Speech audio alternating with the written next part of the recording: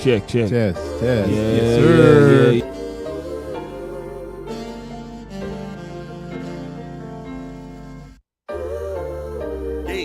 From even to even, spend holy days away from the heathen. I need a break, I don't need a reason. I need a script, I don't need your grievance. Keep it to yourself, it's better for my health. Leave it on the shelf, ain't hearing nothing else. Tonight and tonight, knowing the price, pay it off with my life. Till it's out with your lights, do it all for the Christ. And he ain't playing nice, knew the end from the start. Fix your face like it's art, the sons of a simp, call them Bart. Yeah, you did your best, played your part, but now it's time to cut you to the heart. Flex on occasion, it's the strangeness of the salvation.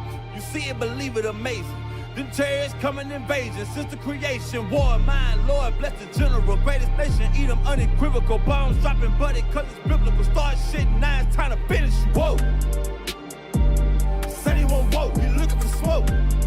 So, we give him some more. We want the world, we breaking them down. Taking the kingdom, can't wait for the crown. We want the world, we breaking them down. Taking the kingdom, can't wait for the crown. It's the end of the world. Ain't the beginning of ours. It's the end of the world.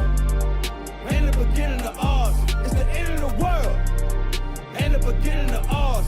We want the world, we breaking them down. Taking the kingdom, can't wait for the crown. It's the end of the world. I can't wait for our kingdom to start and for theirs to be finished. Get rid of all of their idols and lying religions. Look for the crown like an Edris. Hey, this that crown talk. Wisdom of Solomon 5 talk. This that second Edris 6 and 9. We want eyes talk. It's your time to end and my time again. It's our time to win. Away with the sin. You know what it is. Rejoice with my kin. See that is why we repented. Go to streets, I can see myself in it. The city is bright, the kingdom of light. A wonderful sight past the angels, the inner light. I need 1,000 years of labor. Sit on my throne with my savior. Try the new wine, press alone. He bring pain like major. You think the nations is equal to us? T.K. Kirkland, who raised you? Flex on occasion, my God a racist. That's why we moving with patience. It's been a long time coming. I spent my whole life running. Now that I'm 10 toes down and established my faith on 100. Woe to the nations, my king will race them. You know they gotta be punished.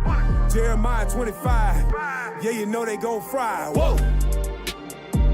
Said he won't woke, he looking for smoke. So, we give him some more. We want the world, we breaking them down. Taking the kingdom, can't wait for the crown. We want the world, we breaking them down. Taking the kingdom, can't wait for the crown. It's the end of the world. Ain't the beginning of ours. It's the end of the world. Ain't the beginning of ours. It's the end of the world. Ain't the beginning of ours. We want the world, we breaking them down. Taking the kingdom, can't wait for the crown. It's the end of the world.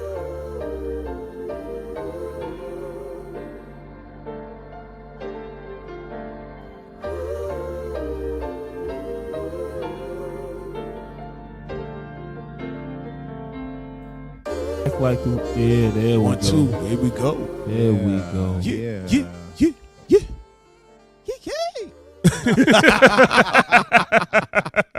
Hey, shalom, family. Most High in Christ. Bless y'all. Yes, sir. You know what I'm saying? Pray all is well. Pray y'all had a good Sabbath and the rest of y'all weekend. All right, you're here with the Nehemiah Squad. We're going to introduce ourselves once again. I'm Captain Zaccai. Yo, I'm Officer Shim. Hey, yeah. All right, all praises. Hey, put that thumbnail back up, family. Put that thumbnail back up. All right, so today's class, we're going to be talking about today's show. We're talking about the CPS, right? Forced apart CPS, which is what? The Child Protective Services, right? Child Protection Services and racial inequality, right? Or inequity. And basically what we're going to be going over is how is the system treating our people, right? Blacks, Hispanics, Native Americans, right? How is the system treating our people in regards to dealing with the children, pulling them out of a home? You know, what are they getting out of it, all right? And so today we have on a professional, Mr. Isaac. Where's my brother? Hey, Mr. Isaac, how you doing, bro? Hey. Good to be here. All right, excellent to have you, man. Thank you to come on, you know, being gracious with your time. Just introduce yourself to the people and let them know your background. Sure. So my name is Isaac. I live in California. I worked in Child Protective Services for Los Angeles County, the biggest system in the United States. Wow. Okay. If you know Southern California, we cover about 100 square miles. Wow. Okay. Now, we don't only have to visit our families in California, we have to go to other states or other counties to visit children that are placed out of the home. But this is something I've been doing for the past 8 years directly in Child Protective Services. And I did it another 8 years working with the department while I worked on a different project. So I was somewhat familiar when I came into Child Protective Services, what to expect, and it was easy to be trained in those things. But I worked in government services for 30 years, and it's always been contact with the public in social services. Right. So I've been in it for a long time. Okay, so you mentioned something about having to go and do, because I know how it is. You got to do home visits. You got to go home checking on the kids. But why would they be in a different? So you're saying they would be put in a different state?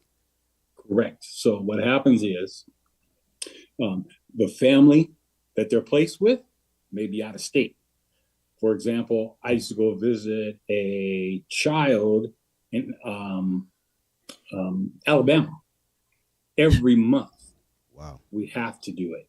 So they're all over the place, unfortunately, but they're with family members who are taking care of them. Wow. So, okay, so they are with family members in a different state? Usually. They can still be with extended family members too, but we consider them family. So yeah, family members are extended family. Okay, so so tell us, walk us through this, right? Because we've been seeing a lot, maybe with people who we do know, some family, some friends and whatnot, right? How does it happen when the CPS is called and they enter your home? Yeah. And how do they get around to removing your child now? Yeah, that's a great. Yeah. Okay, so basically we're called. We're either contacted by a family member who's concerned about what's going on in the house. A neighbor can make a call. The teacher at school or school staff can make a call. The police can call us out because they're at somebody's home. So when we get there, we have to assess the condition of the family and the home, and it's specifically the care for the child. So that's done by our front end people. We're all CSWs, but we play two roles. You have those people that initially go out and remove the kids. And then you have another set of us, CSWs, who put the family back together after they're removed and after the court process has been done. So they're removed because there's a clear and present danger, which is called exigency. So what does that mean?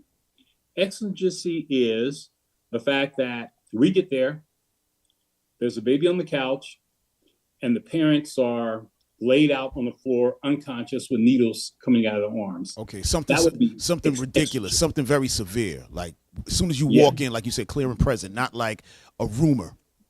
Oh no. Okay. Exigency is something we're witnessing. We can tell that child is in danger right now. Okay. Excellent. And do that. Please interrupt me to clarify. Right. And then it could be because we've gotten various reports from the schools, from neighbors, from family members, and we go out to the home and we interview the child separately from the parents, and the parents separately from the child, and whoever else we want to talk to get information. If we determine at that point that the child would be safer outside of the home, we try to get the parent to cooperate with us and let the child be removed. Okay. They can say yes, or they can say no, get out of my house. And if they do that, we gather our information, we do our investigation, and then we go to court and get a warrant to remove the child. Wow. Okay. So now once those children are removed, child or children are removed, what is the process of actually trying to get the family back or get them back with their parents, if that's a viable option, right? If that's not a viable option, then what happens? Are they going into foster care? How does that work? Well, the first thing, before we even get to that point, the family gets to argue that you're taking my kids without just cause. Right. Because what happens once we remove a child, We have 48 hours to bring them in the court. And during that time, we're writing this detention report, explaining to the court why we took these kids. This is our justification. So if the court agrees with us, the child is detained. But in the interim, everybody is given an attorney. So the children are assigned to an attorney. If there's 5 kids, they all get the same attorney. The parent, father gets an attorney, and the mother gets an attorney. Those attorneys are separate. And they go in court 2 days later, argue their case, judge make a decision that they are going into detention. So now to answer your question, if the judge determines they need to be detained, they're going to get a plan that they need to follow to get the children back. And that plan is going to consist of parenting classes or drug classes or general anger classes. There's a lot of things they could be assigned to do. So if they do those things successfully, the kids can be returned in 6 months, but generally it's about 18 months. 18 months. And that's rough. And so during these 18 months, if they're not, if they don't have a family member, right? Or say like an extended, like you said, extended family, meaning like a friend, right? Or a godmother or something like that. If they don't have that, then what happens? They go with strangers, or are they like in a group home situation? Like what goes on there? Because 18 months is a long time, and a lot can happen in 18 months to a child, right? Exactly. So yeah, our first and foremost action is to find a family member, right? Or an extended, non-related extended family member, a friend, godparent. But they all have to go through a background immediately. So we can do a quick background check in our computer system for that person. And hopefully that person has no arrests or convictions that would bar them from being a caregiver. And real quick, I'm sorry, because I want to jump right in there. So what would be a conviction? Something dealing with child endangerment or just anything? Child endangerment. But there's a lot of other things too. If you had domestic violence on your record, okay, you got that could bar you. Alcoholism, drug use, there's a lot of things that could bar you. Okay. And this is where the implicit bias comes in, because I may not see that conviction the same way that my coworker sees it. There we go. And it becomes a cultural thing at that point. It becomes cultural. Okay. Becomes those implicit biases. Right. Yes. Wow. Okay. No, go ahead. Continue. I'll jump in. Okay. Yeah, but interrupt me if you have a question. So I look at that family member or that person's report, and I interpret it as it's been 28 years. It's been 17 years. The person's not using drugs anymore. They're a family person themselves. They have their own kids, blah, blah, blah. Right. And I say, release them.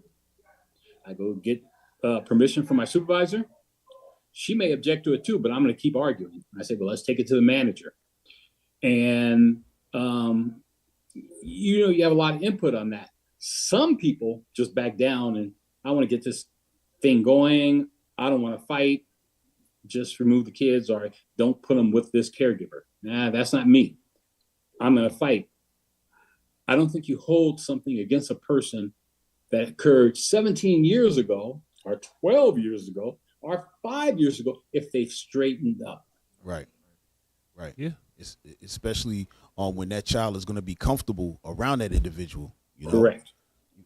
No, man. Mr. Isaac, what do you think the main, maybe 3 to 5 things are the main things where children are actually detained? The reasons? Yeah. Exigency. So anything that's in immediate danger for the child, I can only group it that way. Exigency. And I gave you an example. But it could be that mother and father were fighting in front of the child. That could be exigency. Okay. So that's immediate. That's hard to argue. The other thing is just domestic violence, period, but the child didn't witness it. It could cause for removal, but that's a kind of an easier one to fix immediately because we can ask either parent to leave the home until the court date and what the court decides. So, yeah, I don't want to remove the kids. Yes, there's domestic violence. Yes, the kid even witnessed it. But father, are you willing to go live somewhere else for the time being? Or mother, are you willing to go live somewhere else for the time being? Okay. So we can resolve that way too. But drug use, even gang membership, your enemies shot into the home. Oh man, yeah. That could be. Those are those main things that kind of happen. Right. So let me ask you this in regards to what you brought up before, right? We talked about the cultural differences, right? So let's say, for instance, you and your colleagues, how in say the Black, Hispanic, and Native, what they would call indigenous. I know that's what they would call it, indigenous peoples, right? Oh, about how many of the staff is the percentage reflected in the staff? For instance, out of 100% of you, how many of them are our people as opposed to the others? Well, you know what? That is an excellent question. Because let me tell you how they actually do it. Okay. For those neighborhoods like Beverly Hills, right, or the white San Fernando Valley, those officers are overwhelmingly white. Right. You find a very, very few African-American workers. But then you come out to Pasadena or Compton or the middle of Los Angeles, and overwhelmingly people of color with a few whites stuck in there. Right. So it's discriminatory just the way they place us, just the way we're placed. Okay. Does that make sense? Yeah, that red line. Yeah. Yeah. Red line. Just in that, because I guess they figure, which is true in most cases, I'm going to be able to better deal with a person of color than a white person. Right. That's not necessarily true. I can deal with all people, but just the way they do things starts the process of being so lopsided or one-sided. Okay, I would be, maybe I'm wrong, but I would think that where our people are, we would want more of our people to be. We want to see you show up. Diversity is always the best thing. Diversity is the best thing. So you think? Yes, I hear you. Right. Yes, I hear you. And yes, if it's someplace like Compton, overwhelmingly it should be us. But if you don't introduce, other races, whether it's Filipino or white, or you're losing something. So diversity is the best thing. Okay. Y'all got some? Yeah, I was thinking about like the children that get detained, like they put in like schools or whatever. What if they have like certain religious backgrounds or whatever? Are they forced to do certain things, like according to a curriculum or something, or do they respect the family's wishes, or is the family just out of there for like 18 months until they can show improvement or so on and so forth? No, not at all. That's an excellent question, because wherever you place the child, they have to get back to their school that they're currently attending. So I don't want to place the child 50 miles away because I got to get them to school every day. And if there's no transportation, you social worker, you go get them every morning and take them to school. So that's respected. Religious beliefs are respected. They have to be. One other thing I want to address is you were talking about Native Americans. Right. There's a special law for Native American children and how they are processed. It's called ICWA.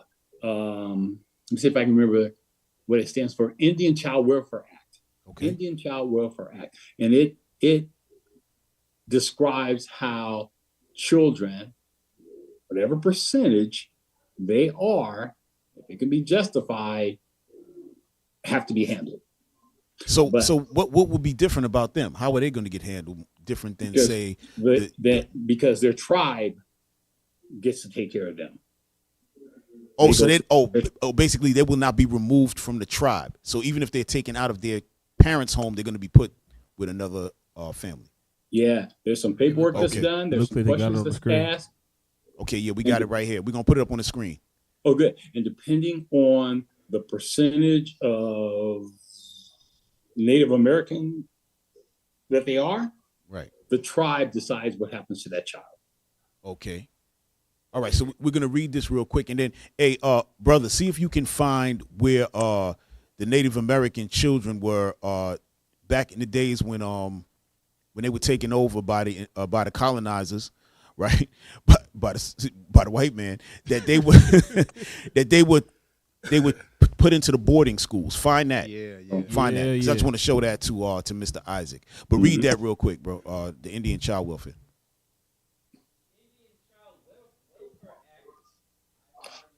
Federal law that protects the rights of American Indian children and families. It was passed in 1978 in response to the alarming number of children being removed from their families. Right. So now, Mr. Isaac, this is what we're talking about here. Look at this. It said that the alarming amount of children that have been removed from their families. Right. So why are so many children having to be removed from their families? Are their families are so much worse than, say, a white family somewhere in Beverly Hills who have a coke problem? Yeah, I think you know the answer. We know why. It's bias. Right. It's prejudices. Right. It's the backgrounds of the people that do the job that I do. Right. They will assume, black family, let's remove them. Instead of taking the time to say, hey, that crime was 17 years ago. No, they're just going to scoop those children up and take them out. And that happens a lot in black families, obviously, just like it did with the Native American children. And that's why they came up with Inequity. Well, where's our law that would protect our kids? Well, go ahead. So when you looking at these type of things, and they just ripping kids from their parents, father and mother, for no reason, wouldn't that make the situation worse than better? Oh, of course. You're taking a kid out because think about it. You come into a family's home, you're going to take a kid into custody. Who gets hurt? Not the parents. They get to stay home. The child is removed from the house. Now, how alarming is that for a child? I mean, you got to imagine what we see. They're crying. They can't be consoled. We have to go so far sometimes to even take one parent with us so we can take the kid to the hospital to be seen, because every kid has to go through a medical evaluation. So to answer your question, it's very hard on the family. Yeah. Go ahead. No, I'm listening. I was agreeing. Okay. So the biases are horrible, but it's not only racial. It's sometimes, when I was talking to Sherry, she brought up a good point. It's sometimes the worker themselves are so jaded, right, with their job, right, and just want to get things done. And I'm sorry, it's African Americans as well as whites, as well as Hispanics, as well as all people of color. They won't fight for a family and just take them into custody. All emotion is gone. It's just pragmatism and exactly. It's just the job. You know what I mean? Yeah, it's just exactly. the job. Just the job. The emotions are gone. Exactly. Right. It's exactly. just the job. When you lose that, it's unfortunate. I never lost that. Thank God I never lost that. Right. And then I was put in a position where I could mentor these young people, because that's another problem. They're coming out of college at 24 and getting this job, which is a good job in Los Angeles County. But they're so easily influenced because they haven't lived life.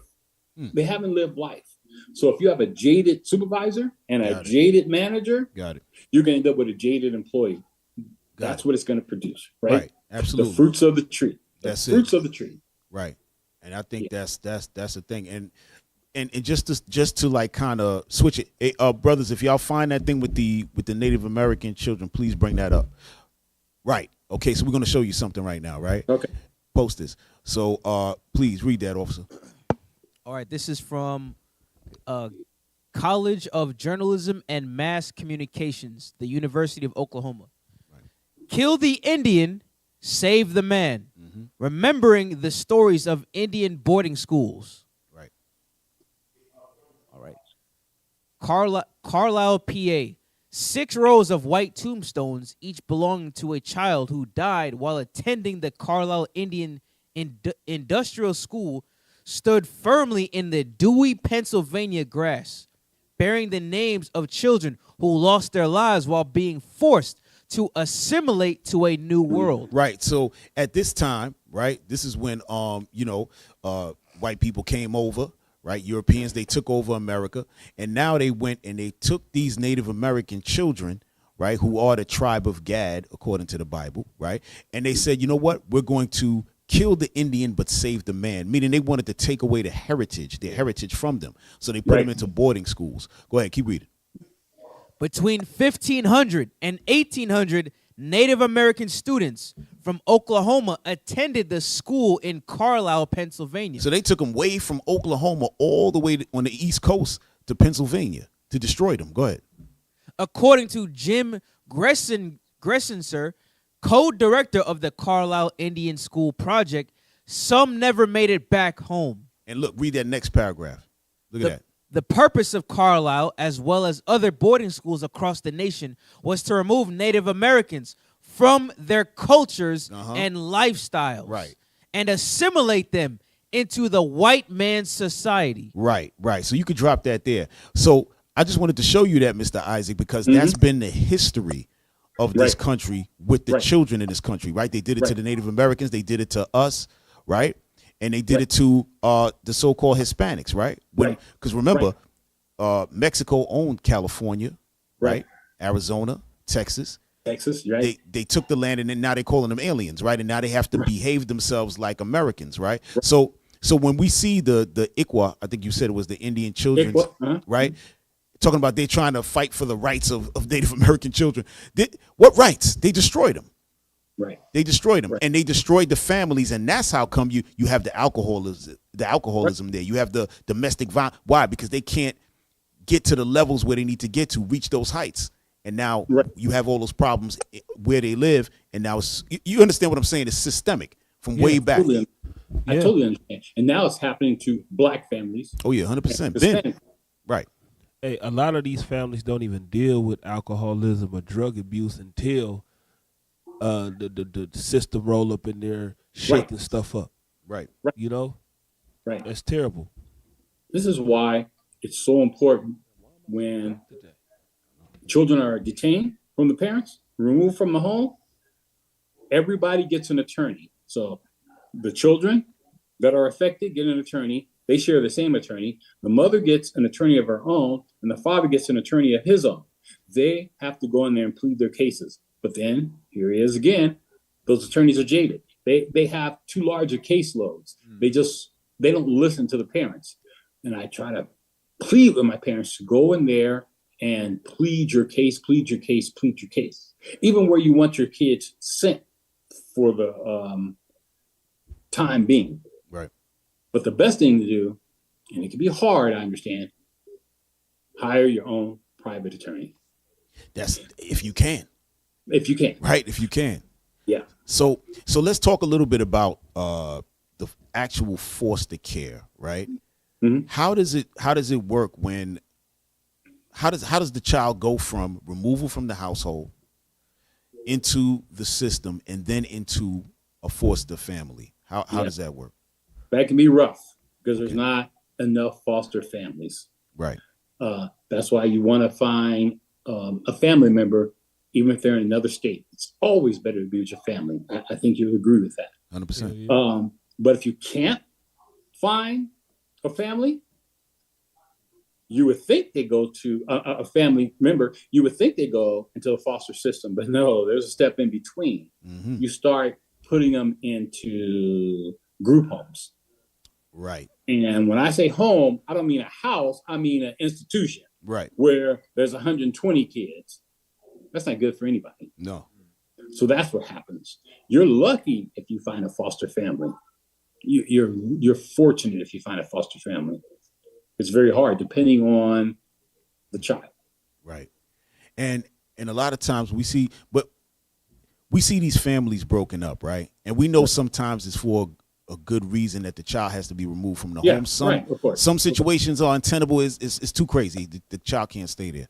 But it comes at a cost, right? Because we know that the government is still making some money off of this situation, right? When these kids are going into these group homes and whatnot, this is not, they're getting something out of this. Are they not? Well, again, a good question. Right.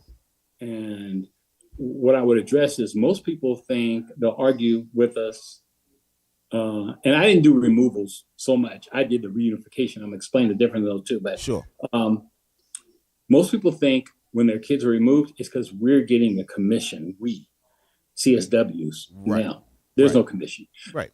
What they're confusing that with, I know what they're thinking is that the higher ups get a commission. And it's not so much, and I'm talking about the director of the department and assistant directors, right. Not even the managers where I am. They're not getting a commission, but you're getting federal funds and state funds, but you have to meet certain criteria. Right. You have to meet certain numbers. And that's what they're pushing. That's where the confusion is coming in. You got to meet the state numbers, or the state will cut off your funding. The federal government will cut off your funding. But that's the problem, right? Yeah, because that's the problem. Right, because now they have to push that line, or else the funding is going to stop. Right. Exactly right. So that's the problem. Yes. Yeah. And that's called Title IV, correct? There's some Title IV in there. Yeah, that's very good. Yeah. Absolutely. It's Title IV. Right. And let me show some, because when I hear things like this, my mind is going towards, because we're looking at things from a historical standpoint, right? With our people, and it's been going on since we reached these shores, right? Okay.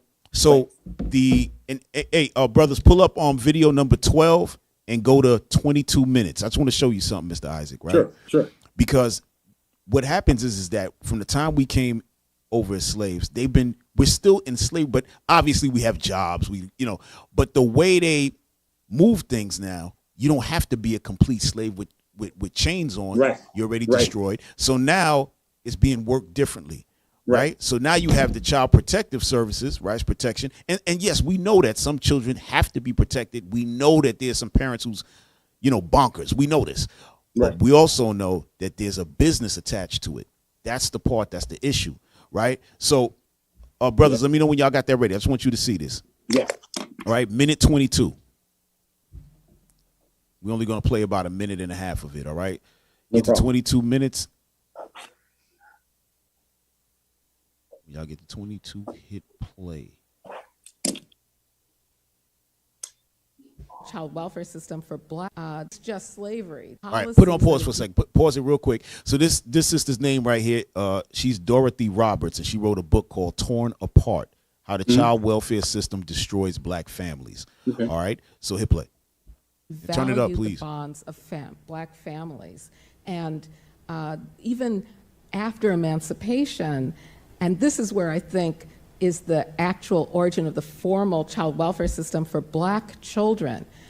There was, as you probably are aware, a white supremacist move to reinstate slavery and to reinstate the power of white people in the South. You may have heard of the black codes that were passed to criminalize aspects of everyday black life so that black people would be incarcerated, they could be put on chain gangs to work, they could be even leased out to coal mines and railroads and factories to work. And they were literally worked to death in these places.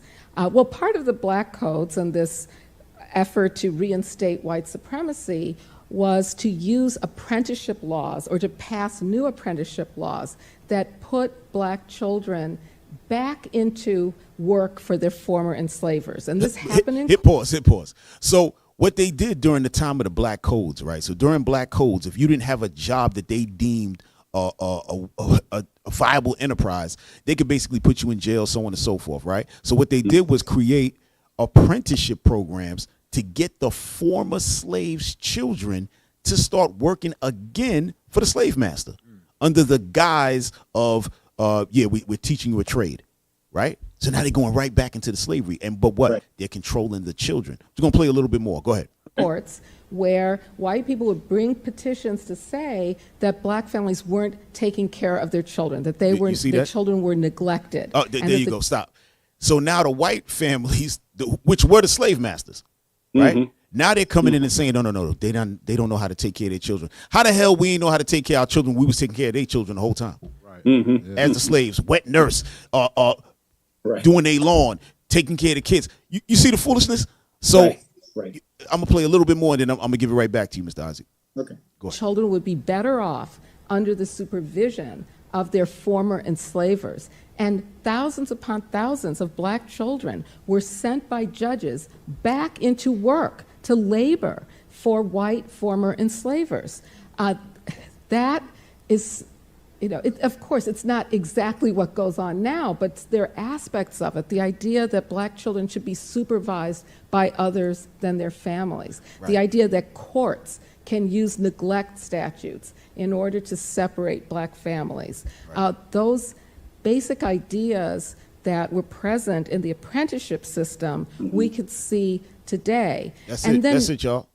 Right? So she's talking about the time after emancipation. Right. When we were slaves, and it's pretty much the same.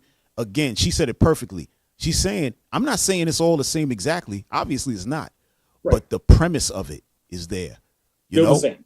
So talk to us. How you feel about that? Yeah. It is still the same. It's just done a little differently. Right. Because we have some laws, and I quote, in quotes, laws, right? But there's something you said that was very important to me when you talked about it being a business. Right. And the profits. Well, it is a business because those kids have to be housed somewhere, and they're housed with nonprofits. Nonprofits who are not government employees, and their whole aim is to make, it's a nonprofit, but some are for profit, so you have both. Right. But they still have to make money. Right. But what a great presentation what you just showed me, because it's the same thing, just happening different today. No, absolutely. And I think this is the issue that I think, there has to be, but here's the issue now, right? A lot of black families are broken, right? Mm-hmm. You can see the whole systemic line. Now if most of the black families were intact, right? Right. We push marriage, right, and all of that, and we're intact. When we have these issues with these children, we'll be able to have the right families, right? We have enough black families to say, hey, listen, we got a problem over here with, in that same neighborhood. Right. We got a problem with Miss Laura and them children. Hey, right. Can y'all oversee? Boom. And we'll be able to move them around right there in the same community. Right. But because all of us are destroyed, we don't, we don't teach marriage and family, right? This is what we have. Yeah, they teach us every man for himself. Exactly. That's what they teach us. They don't teach us nothing about no unity. No. And they don't teach us nothing about who we are, where we came from. Right. They teach us, you get what I give you. That's it. Right. Right. And when you get a people like that, and you rob them for everything that they have, then they start to look at you like you the savior, and everything that you say go.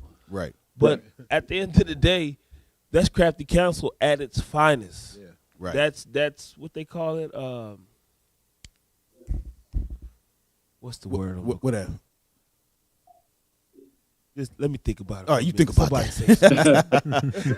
But and even and Mr. Isaac, check this out. Even back during the times, and I'm pretty sure you're familiar. You've been to church at some point. I don't know if you're currently going to church, but at some point you heard about Moses, right? During the time when he was in Egypt and so on and so forth. When our people were in Egypt and we were growing, right? Get that in Exodus chapter 2. I just want to read something for you real quick, right?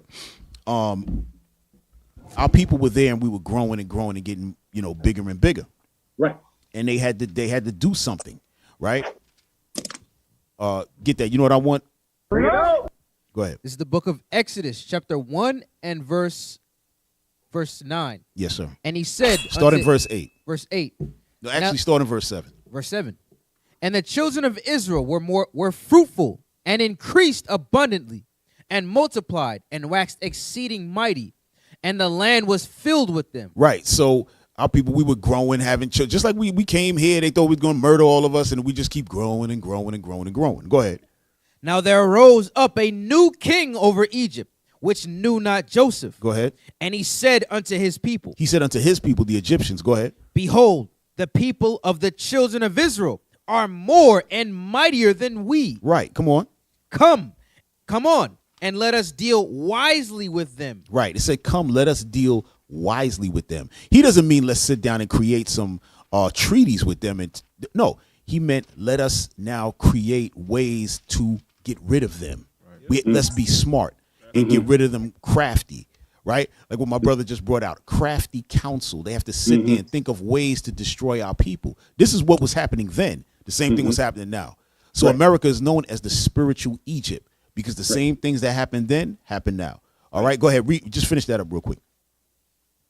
Lest they multiply, and it come to pass that when there falleth out any war, they join also unto our enemies and fight against us.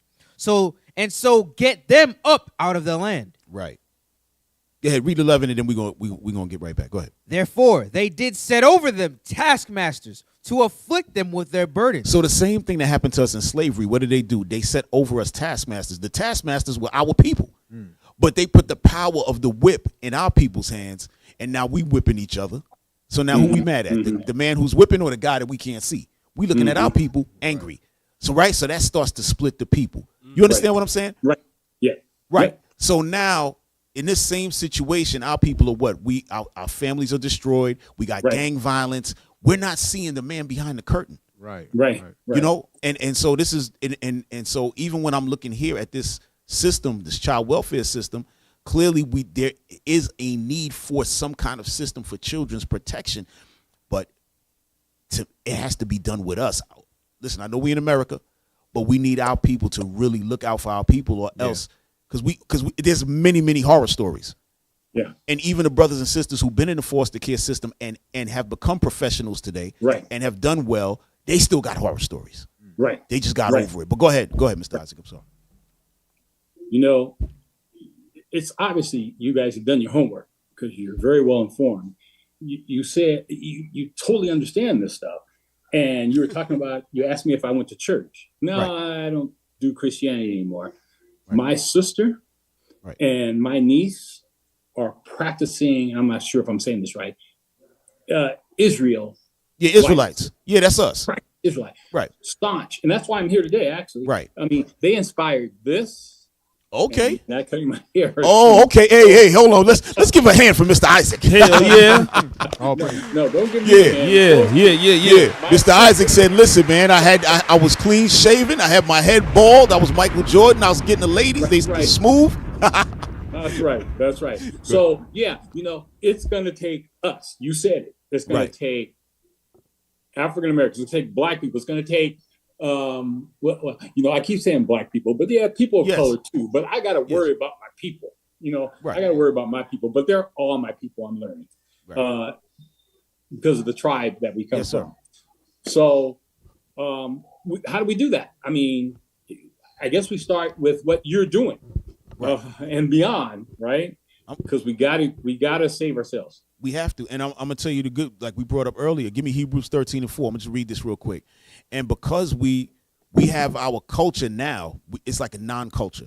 Our culture is one of depravity, man. We just ridiculous right now, right? We don't have a great culture to speak of in regards to what people are seeing publicly, right? Our real culture is the Bible, keeping the laws of God, so on and so forth, right? So watch this. Because this is how we clean it up. From this right here. This is the book of Hebrews, chapter 13 and verse 4. Marriage is honorable in all. Marriage is honorable in all, right? When we start teaching our children from young, keeping the commandments, getting married. We as have families. I'll come to you. Hey brother, how's your son doing? You know, I watch him. He's a good guy. Here's my daughter. You know, and we start to. This is how we build the nation. So if there's any issues, we'll be able to deal with each other. We're holding each other accountable. You understand what I'm saying? If somebody feel like they want to get on drugs and we on their neck, we on them. You know what I mean? Go ahead, read on. Marriage is honorable in all, and the bed undefiled. And the bed undefiled. You're not going around there whoring and sleeping with 100 men, and this brother's sleeping with everything he can find. You know, go ahead. But whoremongers and adulterers, God will judge. We got to let them know that the Lord is going to judge us, and that's what's been happening to us. That's why our neighbors are so destroyed, more than everybody else's, right? Because when we break these laws, the Lord is like, no, you my children, so I'm going to whip you behind. Just like when you went to somebody's house, y'all might have been playing as kids, you broke something in the house, your friend going to get the beating. They just going to call your mother and say, yeah, he was over here acting up, but you know, we took care of it. You going to go home scot-free, but that your friend, he getting towed up as soon as you walk up out of there. That's how the Lord deal with us. You know? But go ahead. Yeah, I like we're talking about solutions now, and it's perfect. The way we've been scattered throughout, like we was talking about the apprenticeship programs, those are our trades. You know what I'm saying? Those things that we had and they robbed from us, and now they're teaching it to us. Right. Now here go the trick though. If they would not teach it back to us, we would never have that trade again. It would be lost. So here goes the good thing. You got a fella like yourself, goes into the CPS system. Now you know how it works. You know what I'm saying? You know the goods and the bads of it. And now you can take your experience and bring it back to the people. And this is the hard part, is establishing the community, because we all spread out. Right. You know, you got gentrification and all that now. Say, for instance, I'm a police officer, right? I've done that in my enemy system, who's raped me, robbed me, so on and so forth. But now I know how it works. I know the goods and bads of it, and I can take all that information. I can bring it back to my people. Now, but the thing is when we say black college, we say black school, we say black community, it's like a bad word. Oh, they want to be separate, you know. But we got to be comfortable with being looked at as that and say, yeah, this is a black program. This is a Hispanic program. Other nations are not allowed inside because that's what they'll do. They'll add, or like they did with the Black Panthers, they'll try to infiltrate it with other nations, so on and so forth. But I like this scripture. Give me Luke 17:20. All right. And this is what we like, because we talking about solutions for sure. That's our main thing. How do we fix it? How do we fix it? All right, so watch this. This is the book of Luke, chapter 17 and verse 20. And when he was demanded of the Pharisees when the kingdom of God should come, he answered them and said, the kingdom of God cometh not with observation. That literally means we can't just sit back and wait for it. Watch. Right. Okay. You know what I'm saying? So we gotta actively do something, right? Read on. Okay. Neither shall they say, lo here, or lo there. For behold, the kingdom of God is within you. It's within us. Nobody gonna say, hey, look, there go your community now. Now y'all thriving. Look, it ain't gonna happen like that. Right. It's gonna take us to get out there, tell people what they're doing is wrong, and get cussed out by the people that we love and trying to save. And saying, you know what, bring your talent back to your people. Yeah. Right. You know? We need doctors, we need lawyers, we need military men. You know, we need people that have been in the like yourself, been in the CPS system. We need, you know, all kind of things so we can sustain our city, because it's all our stuff anyways. Right. And what's excellent about what you just said is that in creating even the school system, right? Creating schools that our children are going to be at, we'll be able to keep watch. We're going to be able to deal with the problem as it comes, right? Because now that we holding each other accountable, we're able to speak to the parents straight up. It ain't like in a regular school system, people scared to speak. Oh, you don't even want to say nothing. You know what I'm saying? You have to mind your business. No, you are my business. Right. So as soon as there's an issue, I'm going to, hey, what's going on at home? This and that. Oh, mind your business. No. There ain't no minding nobody's business. No, we in your business. You know what I'm saying? Right. We in each other's business. And and yeah, but go ahead, Mr. Isaac. You know, go ahead. Well, just a question. Again, I agree with everything you guys are saying. So one question I would have for you is, it takes us. We're going to have to do it. Right. But how do you stop those of us whose egos were getting in the way. In regards to when you say egos, what do you mean? Meaning, they're not down to earth, actually.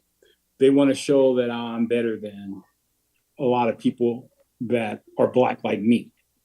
How do you eliminate those people? How do you recognize that and cure that? You eliminate that by giving sense of self back to the people. That's how you eliminate it. When they all understand that we have a purpose, we all understand that we actually have a nation, we all understand that we're not of this other people that rule over us, then we'll see. Because at the end of the day, when you look at even the three of us, right, we all come from one of us come from the East Coast. Mm-hmm. I come from the neighborhood, and Officer Judah is an athlete. So if it wasn't for us knowing who we were, right, and coming together on one accord according to the scripture, right, then we wouldn't even be together right now. So the common link is showing our people they're giving them their worth back, giving them their purpose again. Give me our purpose in Ecclesiastes right quick.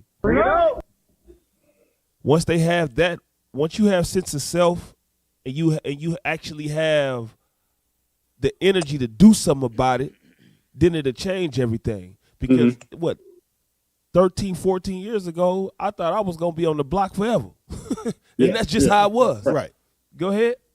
This is the book of Ecclesiastes, chapter 12 and verse 13. Come on. Let us hear the conclusion of the whole matter. The whole conclusion of life, Mr. Isaac. Okay. Fear God and keep his commandments. Now, if we all had that same common point to know who the one and true God is, to fear him and keep his commandments, because guess what? His commandments protect us from doing malicious stuff to each other. It protects us from killing one another, and not just actual killing, but hating is a form of killing. It prevents us from doing that to one another. It prevents us from sleeping around from woman to woman to woman to woman, or women from men to men. It wouldn't be no such thing as a baby mama or a baby daddy if we did exactly what the book said. Right. Because the book promotes unity. Yep. Yeah. And can I ask you one more thing? It's frustrating to me is our leaders, Reverend Al. How come he doesn't see what you see? Well, it's funny that you brought up Reverend Al, right? Because many years ago, I think this got to be about maybe 10 years ago, one of our brothers, he's in New York, and Reverend Al was at his college actually, when he was still in school, and he was giving a presentation, and the brother, his name is Captain Jan, he got up and said, "Hey, Reverend Al," and started to bring out the Bible about how we the Israelites, Deuteronomy 28, and he brought it out to him right then and there. And then Reverend Al said, "Hey, man, I know what you're trying to do.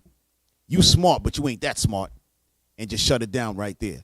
So it's not the fact that they don't know. He knows, but he's caught up. He's getting money. You know what I'm saying? He's living his life off of, the world as in the system. You know what I'm saying? So he's not for the people. He's not for the people. That's proven. Right. If I had that video, I wish I would have brought it up. We laugh about that from time to time, right? I'm sorry, go ahead. The scriptures say a gift destroyeth the heart. That's right. Meaning, get that. Yeah, go get it and read it right quick.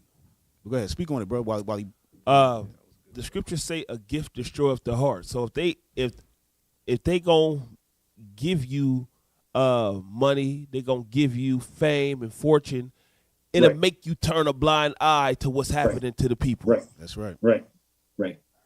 Let me get got it. Yeah. Yes, sir. Oh, No, wait. I'm sorry. Guys, can I have 90 seconds? Yeah, go ahead. Do your thing. Give me 90 Yes, sir. seconds. You're going to take a quick break. Read that scripture. This is the book of Ecclesiastes, chapter 7 and verse 7. Come on. Surely oppression maketh a wise man mad. If you wise, the stuff that you see happening to our people, it should make you mad. Right. It should piss you off. Right. Not to the point to where you want to go do something, but it should make you mad enough to make you want to change something about it. Go ahead. Right. And a gift destroyeth the The heart. scriptures say a gift destroyeth the heart. If a man is giving you something, he's not giving it to you for no reason. Right. He's not giving it to you for no reason. Just like you look on social media right now, all you see is Kendrick Lamar all over the place. You think they gave that man that platform for no reason? Right. They gave that man a platform to go against another black man. Right. To further cause division amongst our nation. Right. And nobody sees that. Right. And when a few years ago he's teaching he's an Israelite on stage with fringes on, showing he's an Israelite. And then when they seen he was going so hard with that, they kind of pulled him back. They reeled him back in. Now he's still saying he Israel, but he ain't pushing like before. Nah. Right? Nah. And now it's USA. You know what I mean? I didn't watch this whole thing yesterday, but I saw red, white, and blue. I said, yo, I'm good on all that. You know what I mean? I'm good on all that. Hey, bring up video number 1.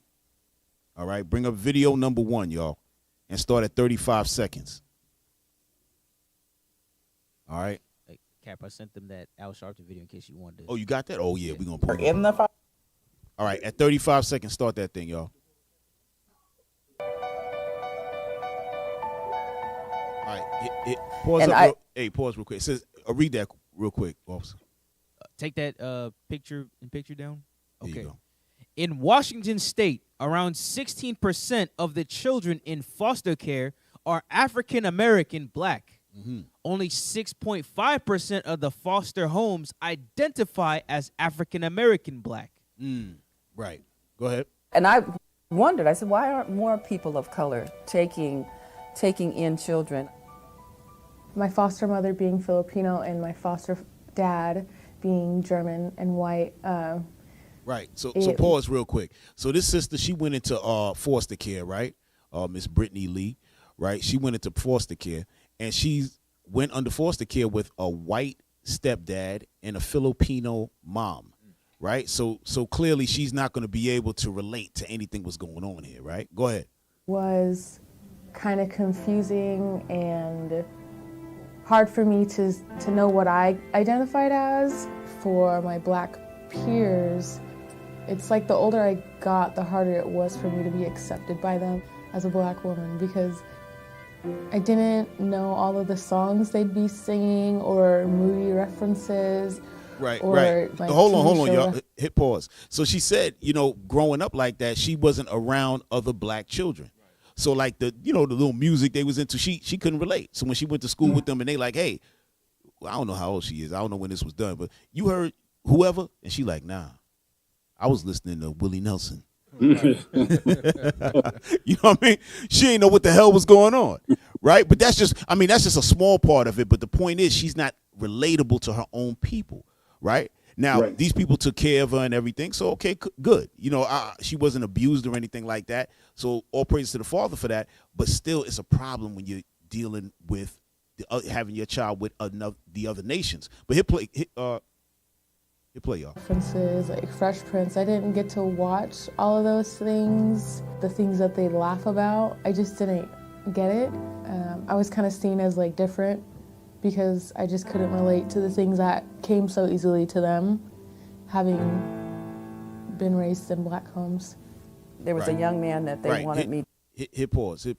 Matter of fact, y'all can drop that. We're going to go to a scripture real quick, right? So this is what Mr. Isaac was talking about in regards to having a family member. A child going with a family member is much better. I just want to show you a little example of that in the Bible. Give me the book of Esther chapter 2. Show y'all this real quick, and then we're going to get right back. Bring it out. Yeah. Esther 2, starting verse 5. It's the book of Esther, chapter 2 and verse 5. Now in Shushan, the palace, there was a certain Jew whose name was Mordecai, the son of Jair, the son of Shimei, the son of Kish, a Benjamite, who had been carried away from Jerusalem with the captivity, which had been carried away with Jeconiah, king of Judah, whom Nebuchadnezzar, the king of Babylon, had carried away. Right. So they went into captivity, right? So there's another time when Israel had went into captivity, first under Babylon and now Persia. Go ahead. And he brought up Hadassah, That is Esther, his uncle's daughter. Right. He brought up Hadassah, which is his uncle's daughter, meaning what? His cousin, right? But she was young at the time. But when her father passed away, he's the one that took care of her and raised her up, right? So I just wanted to show that. But go ahead. Read on. For she had neither father nor mother. Right. She had no parents. So he, as the cousin and old enough, he took her in, right? So we could stop there. But I just want to show, like, that's how it went back then. They had what was known as, like, child support. You know, they had money for the children of the fatherless and the widows and things of that nature. We'll get that scripture later. But this is how we always dealt with our people. Before that system was in place, the child welfare system, the kids were they were being raised in the neighborhood or the community. But somebody decided, hey, we can make money. You know what I mean? We can do this just like the slave trade. Well, go ahead, Mr. Isaac. Well, I just want to commend you guys on your presentation and what you're doing. I wish I would have had this conversation with you 5 years ago while I was still in the system, so I could have quoted things like you're doing now and show them, hey, we can take care of ourselves. We're capable of doing it. So absolutely, I'm proud to have been a part of this. All praises. Thank you. And we appreciate you, man. I got a couple more questions. We're not going to keep it too much longer. No, take whatever time you need. Yeah. So this is a big part of what we want to talk to you about as well, right? So now these children either in the foster care home or a group home, once they age out, right? What's the age? Like 18 years old or so, right? Now it can be extended now to 21. All right, to 21. All right, so that's good. At least they get some time to go to school, something. But once they're out there, they're really pushed out there. Are they pushed out with some money, like anything given to them, or they got to fend for themselves, hit the ground running? How does that work?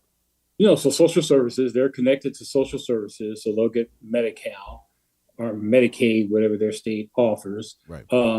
They'll get what's called, oh gosh, I'm forgetting the name of it, but there's a stipend they can get until they're 21, from that 18 to the 21. When I left, it was about $1,000 a month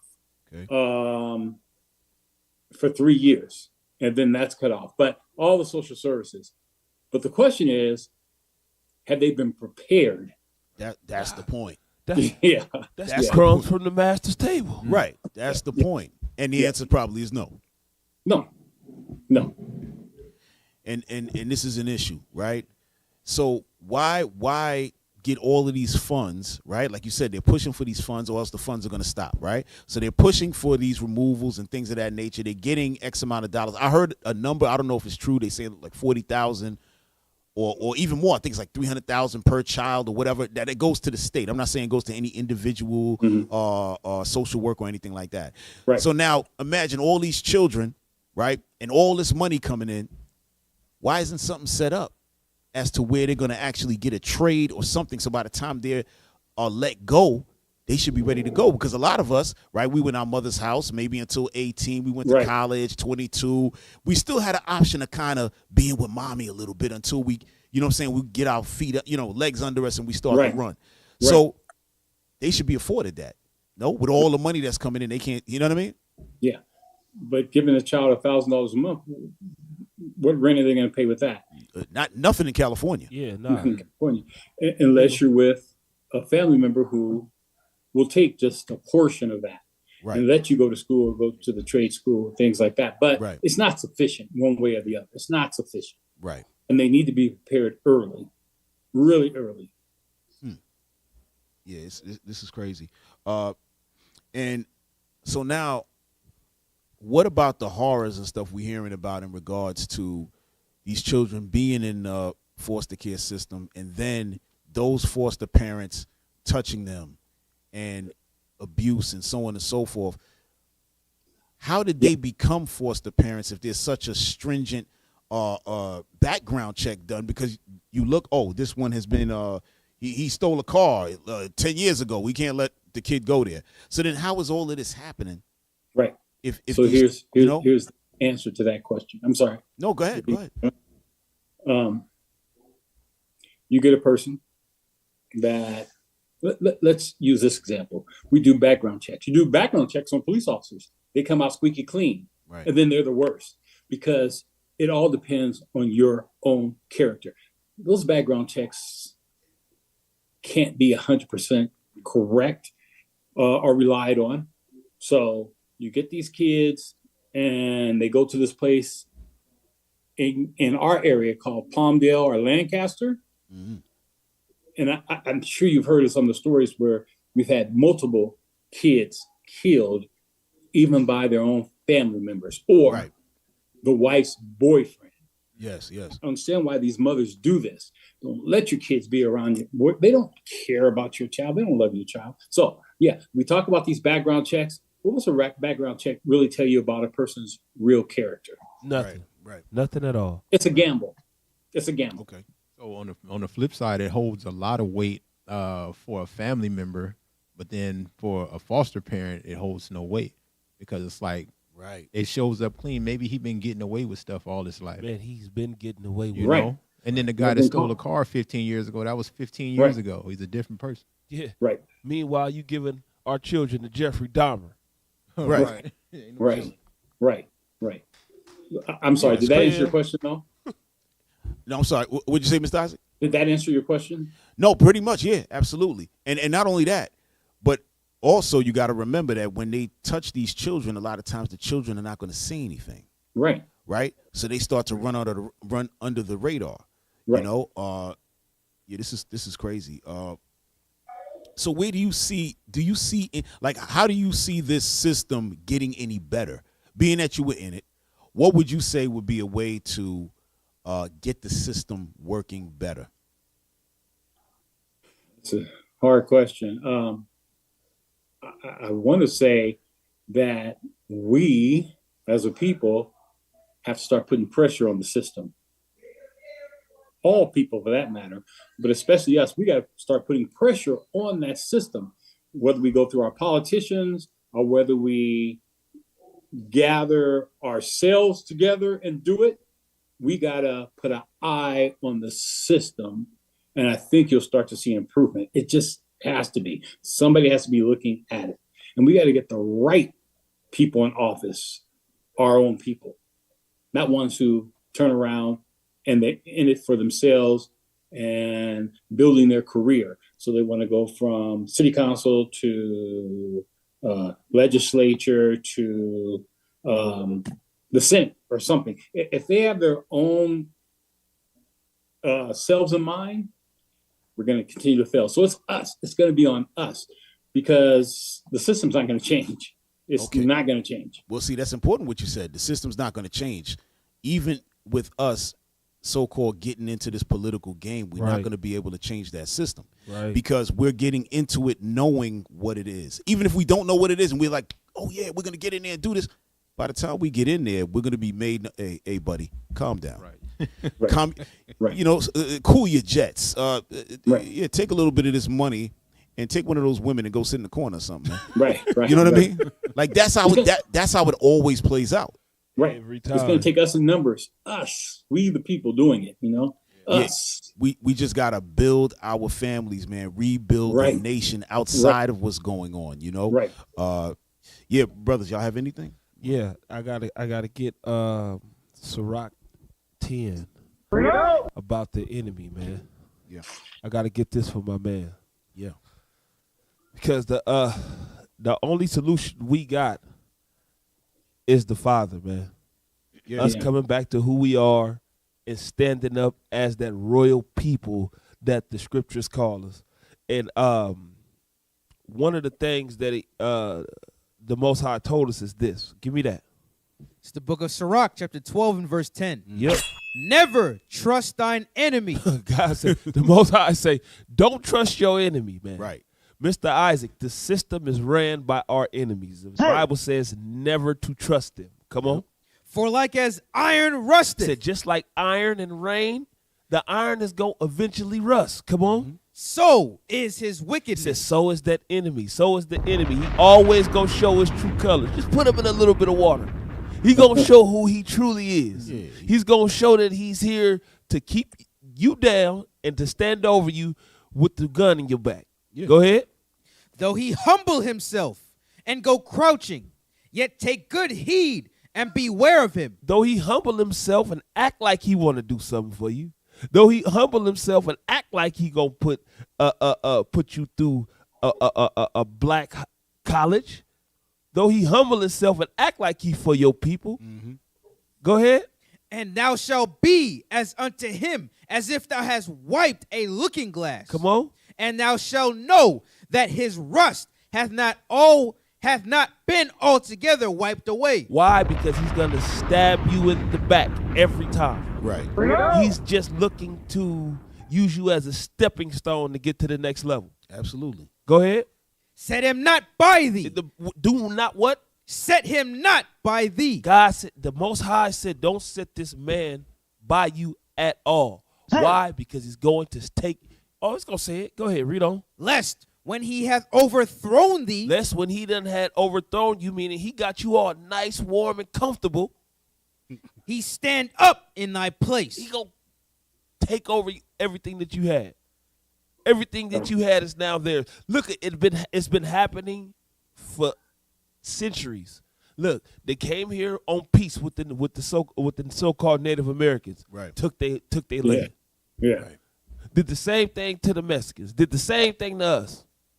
Broke every treaty. Every treaty that they done had, they broke. Why? Because we keep putting our trust in these people. We got to stop putting our trust in these people, and we got to come back to our culture and who we are and trust in God. Right. And stop trusting in man. Go ahead. Right. Yeah. Neither let him sit at thy right hand. He said, neither let him even be at your right hand. Your right hand ought to be of your people, somebody that you know is going to have genuine care for you. Is that it? Lest he seek to take thy seat. Unless he do what? Lest he seek to take thy seat. Look at what they did. They took our seats. Mm-hmm. Now they the Jews and we the Gentiles. They stole our whole seat. Right. They've been doing this. Now they the Indians. Now they the ones that live on all of the reservations. The $5 footlong Indians. Yo. What the hell is this? Now they make the medicine and we take the medicine. We used to, you know what I'm saying? When we used to take that stuff, you know, they stole all that knowledge from us in slavery. Ain't no way. And now they give it back to us. Yeah. Right? And we always going back to biblical references because these are the instructions, right? As far as dealing with the other nations, they have us so scared to say we're going to do something for our people. They say, oh, you guys are being racist. You guys are being hateful. No, we're not being racist or hateful. We're just showing love to our people. Mm-hmm. And biblically, when you see when they asked to build with us, right? Let's get that. What is in Ezra? Nehemiah. Yeah, let's get it in Nehemiah. Y'all get it? This one in Nehemiah with Whichever one y'all get it. I want to show that real quick. Yeah, and like he said, these are instructions that we were given by the Most High. And we also gonna show you the consequence for us not even taking these instructions. The consequence, man. Go ahead, please get that. You got it, man. Yeah. Ezra chapter 4 verse 1. Okay. Now when the adversaries of Judah and Benjamin heard that the children of the captivity builded the temple unto the Lord God of Israel. Right, we were building our temple back. Right, this is our center. This is our everything. We get to build it back. And it's for a certain people. We are the children of the captivity. Read. Then they came to Zerubbabel and to the chief of the fathers and said unto them, let us build with you, for we seek your God as ye do. So other nations wanted to come build with us, right? They seem like they're doing a nice thing. Let us help you out or whatever. Read. And we do sacrifice unto him since the days of Esarhaddon, king of Assur, which brought us up hither. But Zerubbabel and Jeshua and the rest of the chief of the fathers of Israel said unto them, ye have nothing to do with us. Right. They were unapologetically Israel. Just like we are unapologetically Israel. Right. Whether you call us racist or something, you say that's mean, that's fine. But we have business to handle. Right. Read. Mm-hmm. To build an house unto our God. Right. This is our job. This is our duty. Right. Read on. But we ourselves together will build unto the Lord God of Israel. We ourselves will build. Because when you read up, the whole purpose of them trying to join is to hinder the progress. Right. You know, sit amongst and say, okay, they doing this well. Let me slow them down. Now I can make a new law for this. The hell is this? You know, we're gonna continue, and that's what we'll see. We'll see that in our movements, and now they'll infiltrate and then change things around, and we don't know what happened. That's right. You know, how did Black Lives Matter become a lesbian movement? How did that happen? You know what I'm saying? One of our brothers got killed. We all got upset. You know what I'm saying? And then, in that, what they call that, agent provocateurs. Right. You know, they'll send them in. It'll be a white guy in a mask. He'd be the first one to throw a brick through the window. And now we all want to throw a brick through the window. Right. You know what I'm saying? Right. That's how it's done. So in order to prevent these things, it's say, you know what? We ourselves are going to build. And that's how we got to start to feel again. It's not bad to say, I love you because you're my brother. We got the same history. Right? Yeah, and what the forefathers experienced right there in Nehemiah, what he just brought out, was that Nehemiah? He read it out of Ezra. He brought it out in Ezra. They knew already to never trust the enemy. Right. They already knew that. They had that knowledge already. Right. It's them robbing us from that knowledge is why we keep on falling in that same pit, right? Officer Judah made a point. He told us that this was our instruction, right? And when we went against that instruction, that's how we got into where we are at today. Give me that in Deuteronomy 28 right quick. Do 15 and then jump straight to 32. It's the book of Deuteronomy, chapter 28 and verse 15. But it shall come to pass, if thou wilt not hearken unto the voice of the Lord thy God, to observe to do all his commandments and his statutes, which I command thee this day, that all these curses shall come upon thee and overtake thee. It says all these curses will come upon us and overtake us. Why? Because we didn't follow the instruction. We didn't keep what was supposed to happen and what we were supposed to do.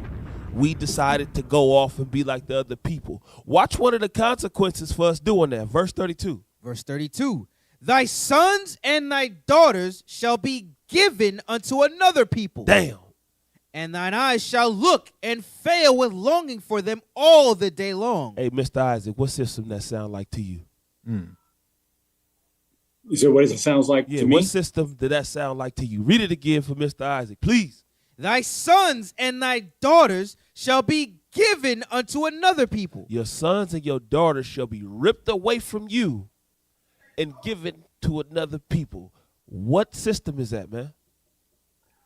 That's the system I'm in. That's the CPS system. Right. God said, if you don't follow my instructions, I'm going to allow this people to take your kids away from you and then give them to somebody else. Because what is that going to lead them into? More destruction. That's right. So if that was the reason why it happened, how do you reverse it? By coming back to the instructions. Keeping the manual. Stop putting unleaded gas where premium gas go. Right. So put some 93 up in there. Yeah. You know what I mean? And one more. Let's hit you with one more. Give me Nehemiah chapter 4, bro, and start in verse 15, right? Because we talking about when Officer Judah brought out before about rebuilding the temple, right? Rebuilding the house. What this is actually doing is building the house of Israel, building back our people. We are the house, right? That's what this is actually reflecting, what was being read. So we're going to read something else, right? Go ahead. This is the book of Nehemiah, chapter 4, verse 13. 15. You said 15? Yeah. Verse 15. And it came to pass, when our enemies heard that it was known unto us, and God had brought their counsel to naught, that we returned all of us to the wall, every one unto his work. Right. So when they would, what we read before in Ezra, when it was saying, oh, we want to come build with you, and they were sending messages and trying to make us scared not to build. Oh, no, don't do this and that because this one thinks that you're going to do so and so. That's coming to naught. The Lord said, no, don't worry about that. Keep building. Read. And it came to pass from that time forth that the half of my servants wrought in the work, and the other half of them held both the spears, the shields, and the bows. Go ahead. And the Habergons, and the rulers were behind all the house of Judah. Right. So while our people were building, right? So say, for instance, this situation here, we're building our nation back, putting in ways to help. But we got the enemies coming, so we have to defend. Right. At this time, they were using swords. It was a physical fight. They had swords, so on and so forth. This time, the swords is the Bible. This is how we're going to protect our people, by keeping the commandments. Right.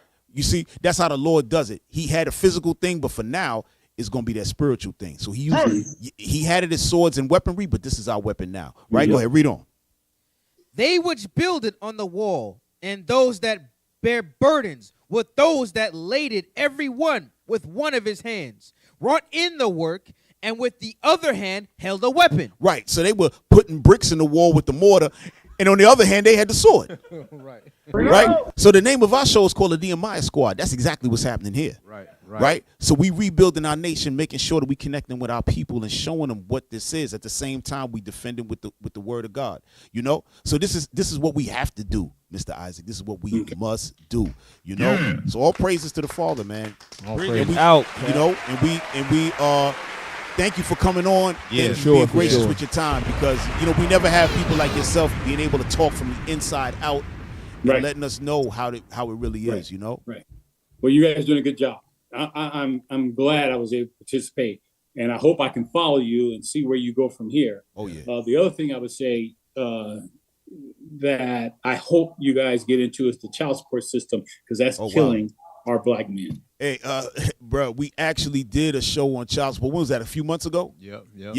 And that's a whole so this is like part of the series, the foster care, child support and stuff. And like you said, it's killing us. Oh man, if you can find, I'll have somebody send you the link to that show so you can see a brother who's dealing with it and what he's doing. It's an incredible thing. Right. Good. Yeah. And if you're new to the Nehemiah Squad show, man, go back and check out that list, man. We've talked to abuse, domestic violence. Yes. We talked to now foster care. Right. We've talked to child support, doctors and everything. So go back down that list, man. We got some interesting topics for you. Oh, excellent. Okay. And also child trafficking.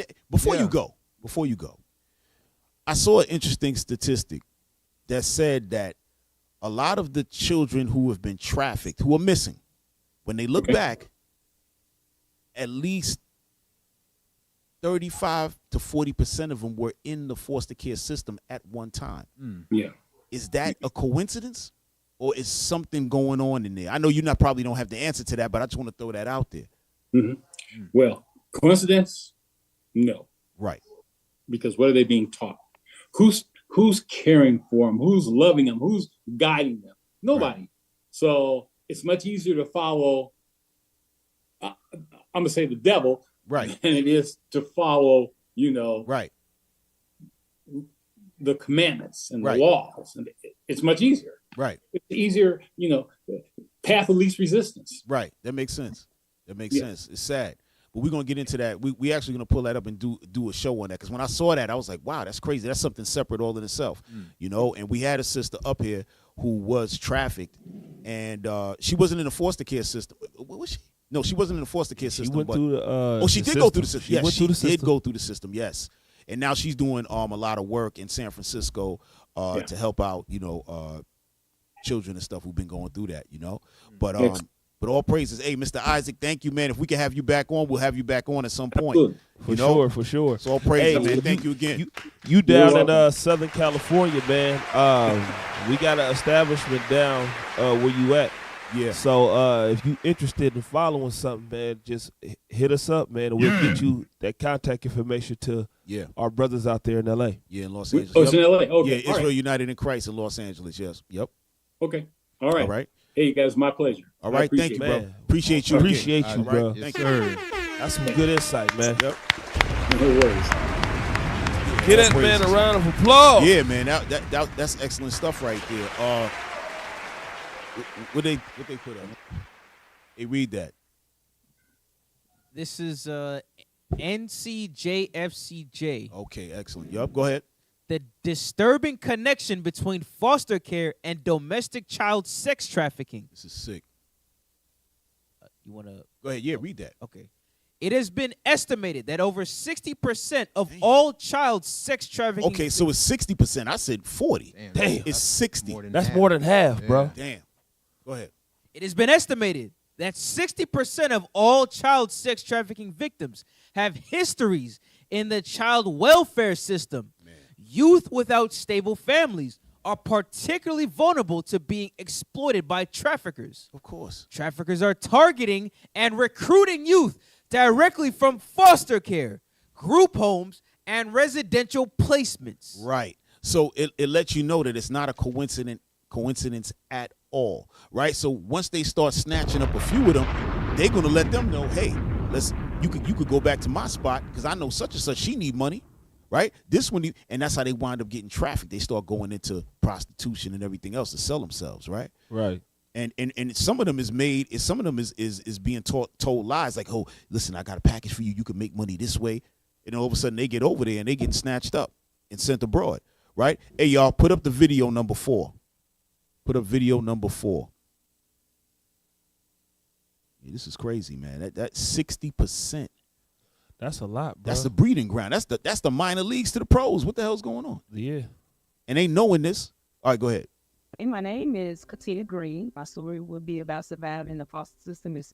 For me, it started around 9 years old. My dad was coming home from work. He was robbed, put up resistance, and was shot in the head. 2 years later, my mom got really sick, and she passed away from an illness. And that was at age 11. So me and my brother began to fumble and bumble through the foster system. I have a stop brother. Right there. Hit pause. So now, regular family, right? Somebody went to rob her father. The father fought back, got killed. The mother died a couple years later of an illness. Those 2 incidents happened, and now both her and her brother are in the foster system. Damn. All right, go ahead. Years older than me, and we instantly went into foster care, and they instantly separated us. I fumbled and bumbled from age 11 to 18 through the foster system. Hit pause real quick, right? And so they separate them. She said instantly, right? Because what? Nobody gonna want to take them 2 together. They're gonna want to say, oh, I got if you foul, let me get the girl. And Hell yeah. Let me get you see what I'm saying? So this is what we read about. Yeah. And the earlier. boy was older. And the boy was older. So hell yeah, let me get the girl. Right. And this is what we read about taking and giving the children away, right? Let us deal wisely with them and all of that. This is sick. Go ahead, hit play. I wasn't always treated right. I was often molested or made to feel different or separated from the other kids. My dishes even sometimes were separated from other kids. And I aged out at 18, and I just remember going to court around that time. You lose your caseworker and your housing and your income all in one day. So I left the courthouse feeling lonely, alone. My heart felt like it was in my stomach. They didn't tell me which way to go or anything like that. At that point, I was wrong. I left and I went back to the west side of Chicago because that's where I'm from. That's what felt comfortable to me. So I thought I would start there. So me and my son, we go to the west side of Chicago. 11 days of trying to figure it out and figure out like what my next step was. Pause, y'all. So you see how she just jumped, me and my son? So in the middle of her getting to 18 years old and aging out, she already had a child. Now she's moving around. She went back to Chicago, her hometown. So I just wanted to make sure y'all caught that, right? So she already had a child. Go ahead. Was it going to be school? Anything. I first had to figure out where I was going to sleep, where me and my son was going to be safe, how we were going to get back. And one man introduced me to another man at like day 11. It took 11 days of me getting emancipated from DCFS before I ended up in track. One day my son asked me, he said, pause. So 11 days after she aged out, right? She was already going into prostitution. Why? Because she had no money. She had no education. She had no means. All right. And this is what happens with our people. So now when we look at 60% of our people getting sex trafficked or going into the sex business, this is shouldn't even be surprised at this. Do you, from age 11 to 18, do you understand how much money whoever had her was making off of her? Oh, man. Right. And she get 18 and everything gets cut immediately. They didn't even have the decency. If you're gonna have foster care over a child, wouldn't you be trying to train them and raise them? You know what I mean? Because guess what? When you take this child, right? Hey, give me that scripture real quick. Leave that on the screen, right? But any of y'all out there who's adoptive parents, foster parents, the same thing that's on the biological parents is on you now. You got to train up a child. You know what I want, right? Go ahead. Yeah, get that. 1 2 1 2. This is the book of Proverbs. Turn that mic up. His mic is low. 1 2 1 2. This is the book of Proverbs, chapter 22 and verse 6. Train up a child in the way he should go. Right. Train up a child in the way that he should go. So now when you got a system set up to where people just take the child and making money off the child, 18, okay, see you later. What are we doing? You know what I'm saying? And this is what's going on. But go ahead, hit play, y'all. I mean, where you going? And I look right down at him, and I can remember this so clearly in my head. I told him I was going to a party because I couldn't think of anything else to say, but you standing in front of him with a wig on and little clothes and heels and stuff like that because I meant to go out to work, but I couldn't tell him that. But also that same day it clicked in my heart that I needed to plan an escape because I would rather die. And I know that's harsh, but I have to tell it because that's how I feel. Then hit pause, y'all. So here it is. She's dressed up, right? Prostitution status. A lot of them sisters out there, they dress like this all the time. They don't even know that that's really prostitution gear, right? Matter of fact, find that in Proverbs 7 while I'm talking, right? And so she's out there, but her little son already knows something is wrong. He looking at, mommy, where you going? She don't normally dress like that, you know? But go ahead. And she dressing like that to what? To become to go out there and sell her body. Hit play, y'all. Yeah, what we were going through. It's unbelievable to think that you would tell your child that you're being trafficked or we in it. So besides telling him that, it just clicked in my head that I needed to start planning my escape. So every night that I was forced to go out, I would save money. And that's very dangerous in that world because I had messed up before and they put me in the hospital 3 days. Hit pause, y'all. Hit pause. But I mainly wanted to show, and y'all know how the life of that street work goes. You know what I mean? But I wanted to show how she came straight from the system right into prostitution. All right, but read that thing. We just going to talk about the attire of a harlot. You know what I want, right? Yes, sir. Go ahead. The book of Proverbs, chapter 7 and verse 10. And behold, there met him a woman with the attire of an harlot. Right, so there is a harlot's attire. All right, a lot of y'all are sisters out there. Y'all have to know that there is an attire worn by whores or hoes, right? So when somebody say, damn, she's like, oh, you can't be getting mad because you're out of order.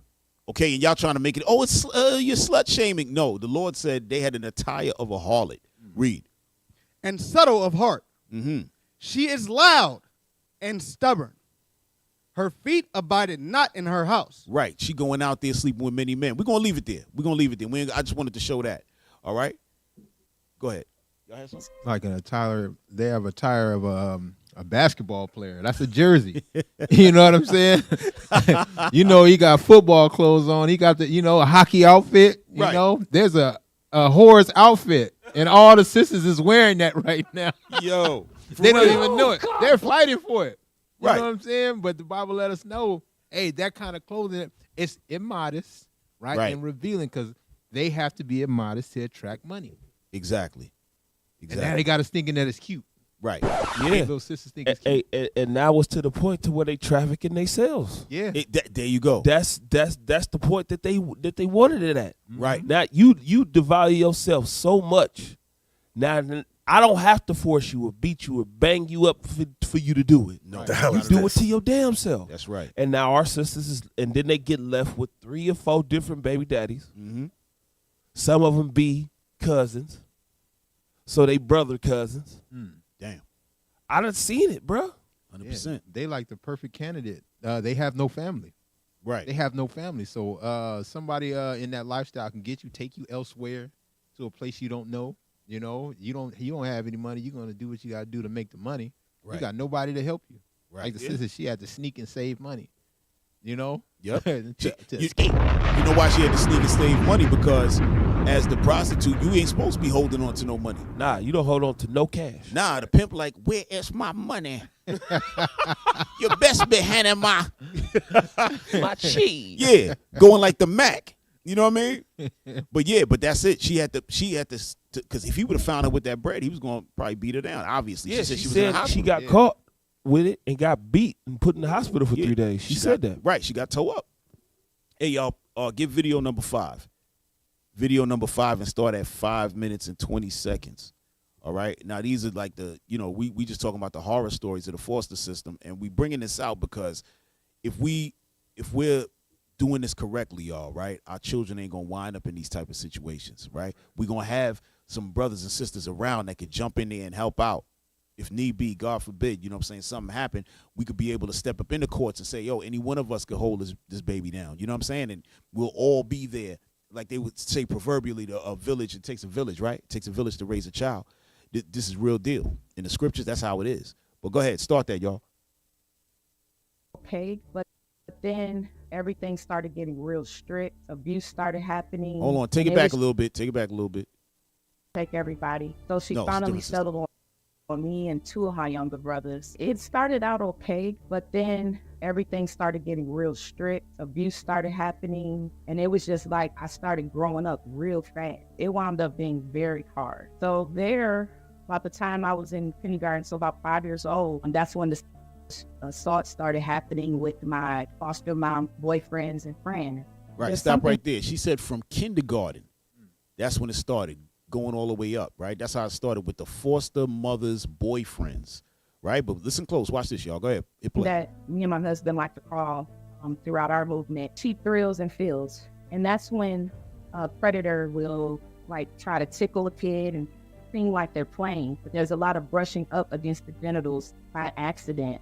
So at first it was a lot of that happening, but then I was shown throughout the course of the molestation, I was shown Rated X magazines, showed how to kiss. I was beat by some people in the foster care with extension cords coming out of the tub. The only thing I can say, because most people have not experienced that, but it hurts really bad to be beat coming out of water. So if you ever like belly flopped in a pool, just imagine that times like 10. Hey, hit pause. Hey, a lot of us got that ass whipping. Excuse me. Yeah. Without being that was the right one. Yeah. Mother be like, go take a shower. No. Bubble. You knew what it was. Nah, those are real. Yeah, that was crazy. Look, the people that she had was the same people that they put these background checks on. Exactly. They didn't know that these people was predators. Right. But they going off of their backgrounds instead of sticking them with a family member where they will be safe. Right. Yep. You taking these young kids and you putting them with people that you probably know is a known offender, but ain't been caught for it. But you know it'll pass a background test. Exactly. And real quick before we move on, let me get Ciroc 30, right? Because some of y'all might think that corporal punishment is against God's laws. It's not. Nah. Abuse like this is abuse, clearly, right? Hitting all hard. We talking about when we was getting spankings as a youth, but this is something different. This is hatred, right? But give me Ciroc 30 in verse 1. The book of Ciroc, chapter 30 and verse 1. He that loveth his son causeth him oft to feel the rod. Right. When you love your children, you got to make them feel the rod, right? They getting out of order. You do got to spank them, right? Corporal punishment is part of the Most High's program. All right, go ahead. That he may have joy of him in the end. Go ahead. He that chasteneth his son shall have joy of him, and shall rejoice of him among his acquaintances. Right, because when you discipline your children, right, then later on they're going to get themselves in order, and they're going to what? Make you proud. That's what it's saying. This is not it, but we're trying to show you that corporal punishment is okay when you're applying it correctly. Now, where's the part that talks about beat on the sides? Where that's at? Verse 12. Go ahead. Verse 12. Bow down his neck while he is young. Right. And beat him on the sides while he is a child. Right. Beat him on the sides while he is a child. That's why the Lord give you instructions on where to beat your child. Yeah. Right? So this way, it is everything in this Bible, y'all. All right? This is the basic instructions before leaving earth, like the brother said, right? Bible. These are the instructions. So you even get spanking instructions. Right. All right? Mothers, we don't want y'all getting mad. Y'all mothers, y'all be getting mad and then beating your kid. That's not how you do it. Calm down. No, that's not how you do it. I done had enough of you.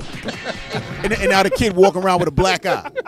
Now he in the foster system because y'all don't know how to discipline a child. Right. If you notice, when the fathers get on their kids, they deal with it according to what's happening. He could be in a great mood. Oh, you acting up? Smack, get over here.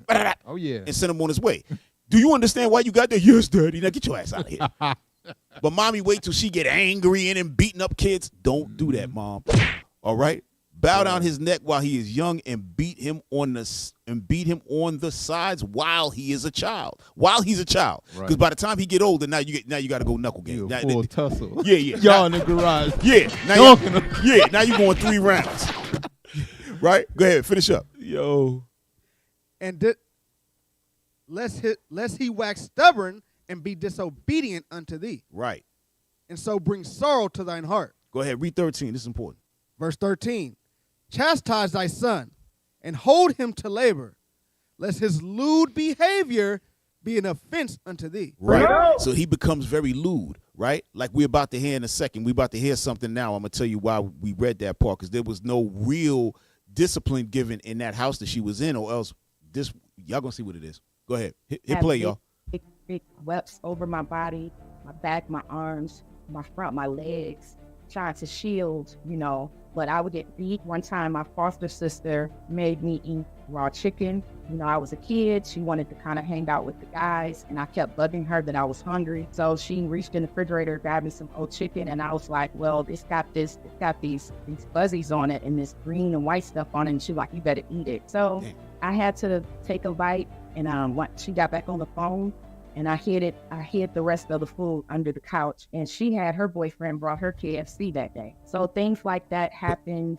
So hip hop. This wasn't the one I was talking about. Get that next video, number 6. This is what I was talking about in regards to the lewd behavior. Go ahead, officer. She was kunta before she went into that foster home. Oh man, she left out Toby, bro. She said she was blocking hits all over the place. Damn, welts all over the place. Wicked. Damn, fresh out the bathtub, extension cords. Man, that's wild. Yeah, because but they will put us in these type of positions to keep us destroyed. They stripped all of her self-confidence out of her. Absolutely, bro. Every single last bit of it, bro. Destroyed her. That's how it's so easy. That's why the transition is so easy from the foster system to sex trafficking. Right. They doing all of the pimping for the person that get them. That's pre-pimping. The foster system is pre-pimping them. Yep. Right. Prepping them. For real. Taking all of they what you call it? Self-esteem. Self-esteem. All of their confidence is gone. That's right. It's crazy, man. Hey, y'all. Video number 6 start at 1 minute. All right, start at 1 minute. We only gonna do like one. We only gonna play like a minute and a half of it. And my mother wasn't home to know that I was being taken out of the home. It was traumatizing. So my first foster home, I was there for about 4 years. During those 4 years, I just remember a lot of sexual abuse, being humped on by the older boys in the home. Pause. So now she's being sexually abused by the older boys that were there. Micah. Yeah. Micah, I need that scripture, Sirach 30. So this is what we're talking about. If you're going to take a child, right? If you're going to take a child and raise him, then raise him. That's why I said this in Sirach 30 about that. Read that last part, 13. The book of Sirach, chapter 30 and verse 13. Chastise thy son and hold him to labor, lest his lewd behavior be an offense unto thee. Right. When you ain't bringing up your son right, this is the garbage that's going to happen, and your daughter. They're going to get very lewd, very disgusting and disrespectful. That's what's going to happen. So they stole this woman from her parents. Right.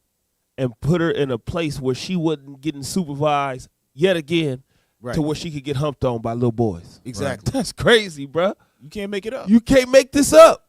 It's insane, bro. Play on, man. Hit play.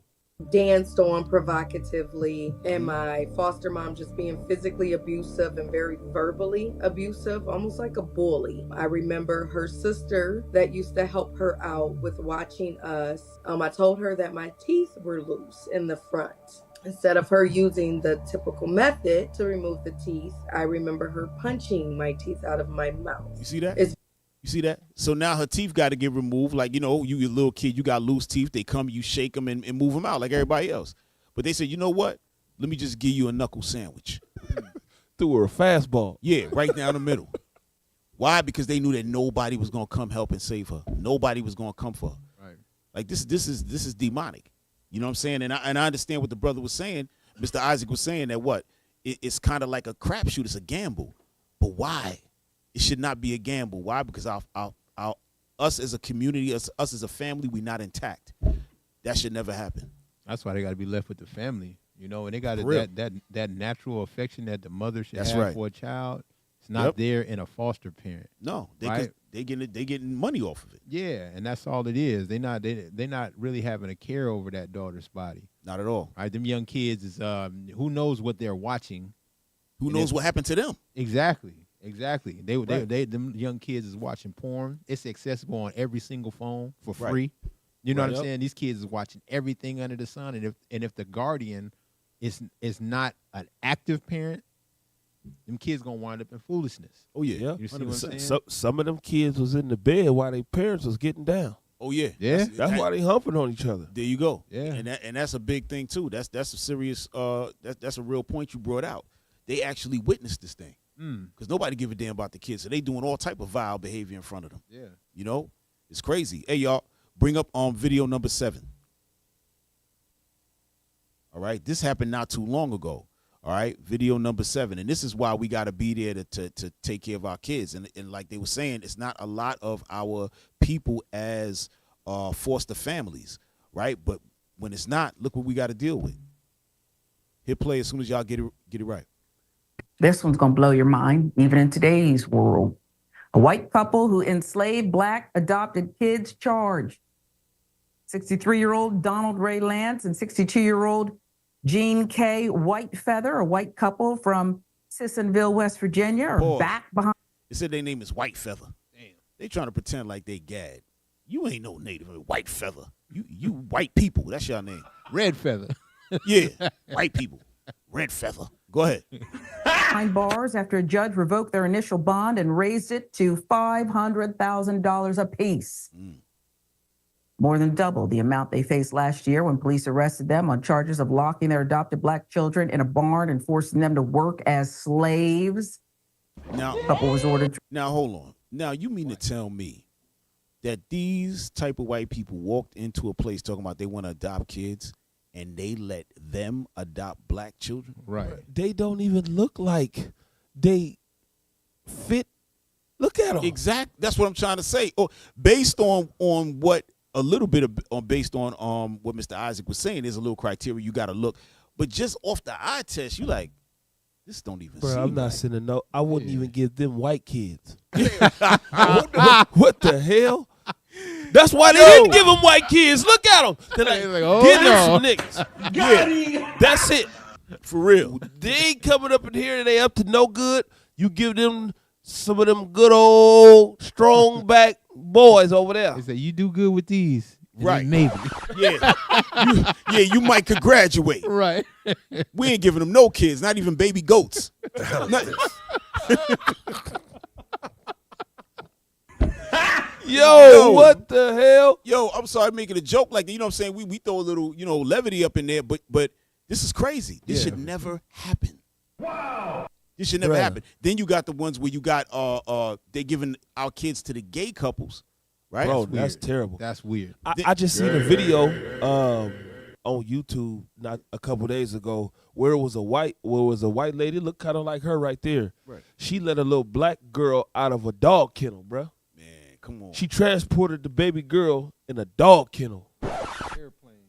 Like they was on a plane, bro. Yikes. Yo, if y'all could find the pictures of Charlize Theron, the actress, Oh yeah, what she did to the young the young boy. Yeah, to the young brother that she so-called adopted.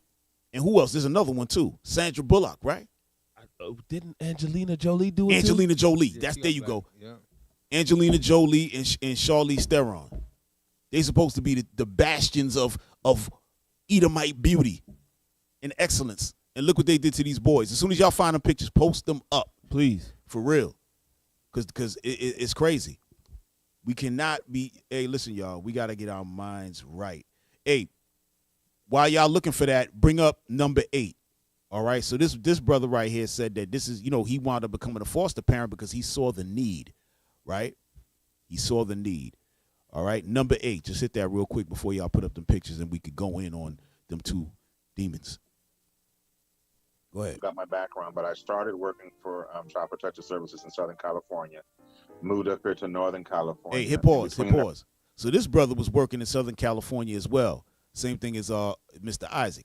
Then he moved up here to North California. All right, go ahead. I was in juvenile probation for a while.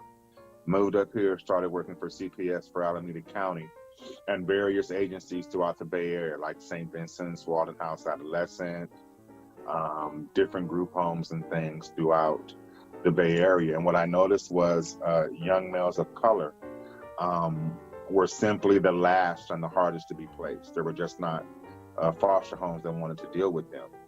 And then if they were placed in homes, they were often put in homes with single mothers.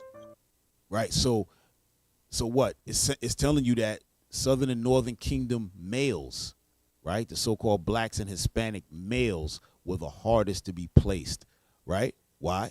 Because there's a stigma attached to us, right? You're going to take them kids in, they're going to start stealing, robbing, doing a whole bunch of stuff, right?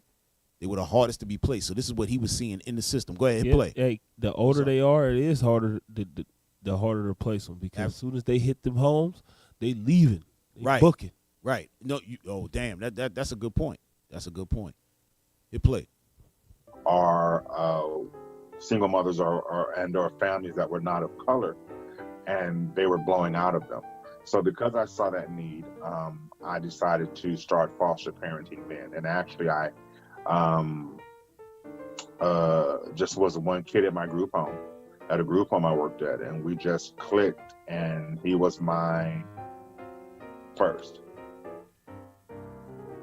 Right. So that's them trying to have a commercial on, our people trying to, become adoptive parents. And, anybody who could do that's a great thing. If you got the right spirit and you're not a demon, you know what I'm saying, and you really going to raise these children up like your own, then, yeah, absolutely do it. All right. Hey, did y'all find them pictures?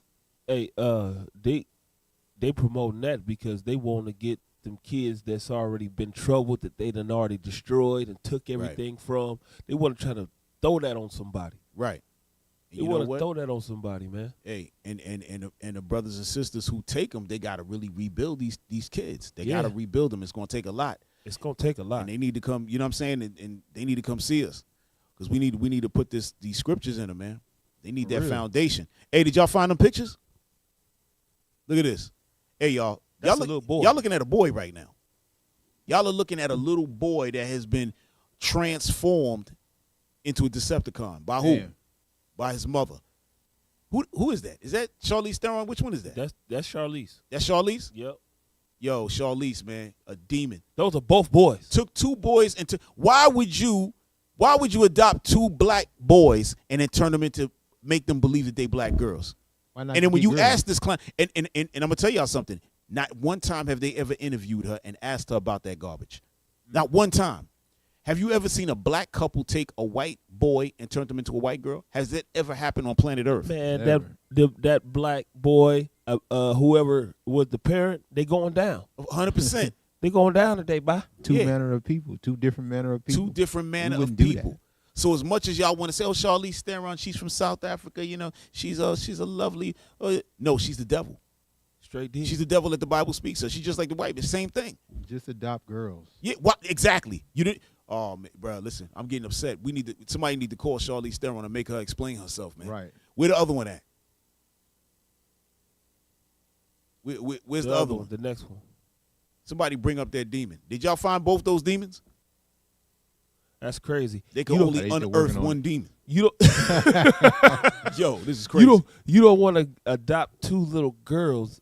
You rather humiliate the black man. That shows you that the like the iron rustive. Yep. So will they, bro. Period. It that shows it. That proves it. They hate us, bro. Yep. They hate us. I be watching a lot of like Animal Planet. I like stuff like that, right? You watching Animal Planet? I like that stuff. And when you look at like a lion, if he get taken out of his natural habitat, if he leave his pride, right? You know what I'm saying? He go to the zoo or whatever. He can never, ever, ever go back into the wild. He will be finished. You know what I'm saying? He will never come back into the pride. Never. So you look at something like that. You taking young black men out of their natural habitat. Yep. Put dresses on them. Yeah. Like the sister, she had Filipino and white parent. Right. She never seen Fresh Prince. they can never go back and deal with their people properly. They always gonna be jacked up. For real. So that should be a thing. You should have to be, culturally close to adopt somebody like that. You can't just you can. Yeah, that's crazy. Or man. even if they do send them, let's say there ain't enough black families, and you saying, okay, we're gonna send it to this Filipino mom and a German father like her. Nah. I'm totally against it. But let's say somebody got to go check in on them and be like, yo, so what are y'all doing to get her exposed to her culture? Have y'all brought her into? Did y'all drive her to Harlem? Did y'all take her into? You know what I mean? Right. Where have y'all taken her to the African hair braiders? What have y'all done? Did y'all get her the right weave? Have y'all?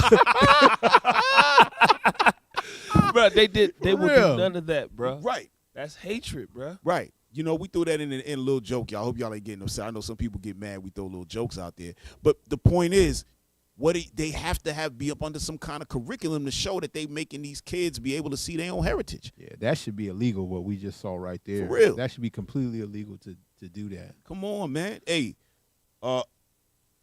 did y'all find the other demon? Hey, they ain't even find. I got a video up there. Wait. In class That's a content, dude? No, I think that was always a girl. That's a girl. No, there was another Edomite. That's what I'm trying to tell y'all. It was Charlize Theron and another demon. Madonna. That's who it was. Oh my Madonna. God. How could I forget Madonna? Thank you, live. Starlight. Live audience. Live audience kicking in. Look at that. Thank you, live audience. Yeah, the live audience helped us out. That all praises to the Lord y'all came tonight. We didn't know what the hell was going on. Yo, damn Madonna. Still trying to act like she's 20 years old. Madonna, has anybody went and told you are 75 years old, man? Still ticking. Yeah, she still want to move around, act like she getting a young man. Yo, sit down. It's a rap for you, Madonna. Crazy, Madonna, bruh. Pull that up. Yo. Wow. And that's a grown man right there. Oh, Yeah, man. like, Yo, this mommy. dude. And he doing push-ups. He Man, doing that push-ups. man pecs out. This brother is crazy. So what? He dresses a girl sometimes. The dudes. This is called confusion. Yeah. This is horrible. It's All right? horrible, bro. But this is what's happening with the our people. unspeakable things this woman did to him, bro. Oh man, bro. So how does he come back to the neighborhood and be like, "What's up, fellas?" Like, No, who's he he doesn't. gonna Bro, hang he can't come back to the neighborhood. Yeah, we not hanging with that guy. You know what I'm saying? He's Bruh. completely like he's separated from his people. And if somebody would let him back, he's doing everything that everybody don't want to do. Right. Yeah, this guy's finished. He's hanging out with nobody. And she, I don't know where she raised him up at. Madonna from New York. She was with, hey, listen, I'm gonna tell y'all straight. She was with the brothers all the time. She spent her entire time with Israel, Northern and Southern Kingdom. Y'all can look that up anywhere. You know what I mean? So her adopting a Jake, okay, cool. But this demon. Nah, demon. She made him do that. Yeah. And then look, a gift destroyeth the heart. She was giving that boy so much money. He was like, "Go ahead, Yep. do what you gotta do to me." Right. He had on a Dress Adidas me up and call me Susie. Right. He got an Adidas That's dress. an Adidas dress. That's the first time I seen that. Damn Hey, dress. that's like woman pants right there. Right. That man is wild. Yo, Man, that boy put up run that CC. put up that Reverend put up that Al Sharpton thing that we brought up earlier with Captain Yon. This is back in the days. I didn't even know this was available on YouTube like that. This is crazy. Volume, please. What you are going to witness and what will you see? And always remember that Al Sharpton, Reverend Al Sharpton, came to Nassau Community College and lied and said that blacks and Hispanics and the Native Americans are not the Israelites. But we are the Israelites. Shalom. The Bible, as far as slavery, would you say that blacks and Hispanics and Indians of the Americas would fit that Pause, description? y'all. Pause. Hold on. So what we're looking at right now, that person who you see the back of, that's Captain Yon, right? So this is back when Captain Yon was in school, right? So Al Sharpton came to the school, and Captain Yon, they got him up there as Officer Yon. He was an officer at the time. And he said, hey, I'm going to take this opportunity. He's supposed to be a reverend. So now let me bring these scriptures to him and see what he's going to say. Bring it back a little bit, y'all. Bring it back just a little bit. All right, hit play. The Bible, as far as slavery, would you say that blacks and Hispanics and Indians of the Americas would fit that description? Absolutely. So would you agree that they are the Israelites of today, Al Sharpton? That's a different question. You good, but you ain't that good. I'm not. They are equally positioned. But if I walk out of this building and you kicked me, and there was a dog next to me, you kicked the dog, you'd be wrong. Then you turn around and smack me, and then smack the dog, you'd be wrong twice. And the police came, and I said, he kicked me, he slapped me, and he kicked me, he kicked this dog and slapped the dog. You would be charged with assaulting me and the dog, but they would not say, and therefore I'm a dog. We were both in the same situation. So even if we're treated as the Israelites were in the Bible, doesn't mean we're Israelites. It doesn't mean we're Israelites. It doesn't mean we're Israelites. It means we have the same treatment. Okay, this is disgusting. All right, so Reverend Al Sharpton, because he's getting money, you know what I'm saying, and one time he was a snitch for the FBI as well, went amongst the mafia, trying to get them to talk on his microphone. This guy cannot be trusted. He's a snake. You see what I'm saying? So here it is, Captain Yon stepped to him, and he absolutely, I would say that we're the Israelites. So you're saying that we are the Israelites? Oh, no, that's not what I'm saying. Nigga. I'm saying if the dog get hit, right, then the dog will holler. Yeah. But if the dog don't holler, don't mean he ain't the Israelite. Yeah, and the Like, dog get the hell might outta mean here. he's a squirrel, and a cat, when he looks at a pigeon funny, the pigeon said, look at me, I'm a bat. This man is crazy. Yo, the crowd ain't even agree with nothing. The crowd was like, They man, stopped Reverend. laughing. They They- like, yeah, they said Al Sharpton is a pimp. what this dog got to do with it? Yeah, coming with them dumbass analogies, Look at man. the pigeon funny. Yeah, yo, really crazy. Hey, we got to play this last video because this is how we feel about everybody who try.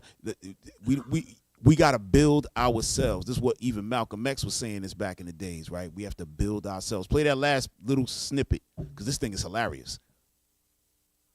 It's hilarious. I don't think this is what we asked for. No, this is the last one that says Malcolm X. This is not what we asked for, man. They just playing anything. You find out. Them dudes crazy in the back end. Hey, listen, y'all. Forgive IT and the broadcast team. They doing good today. Yeah, they doing good. Nah, for real. They pulled up a couple of good ones. I said, y'all all right. Hey, watch this, y'all. Excuse me, Mr. X. Hi. Turn the I've volume read up. some of your speeches, and I honestly believe that a lot of what you have to say is true. And I'm a good person in spite of what my ancestors did. I wanted to ask you, what can a white person like myself, who isn't prejudiced, what can I do to help you and further your cause? Nothing.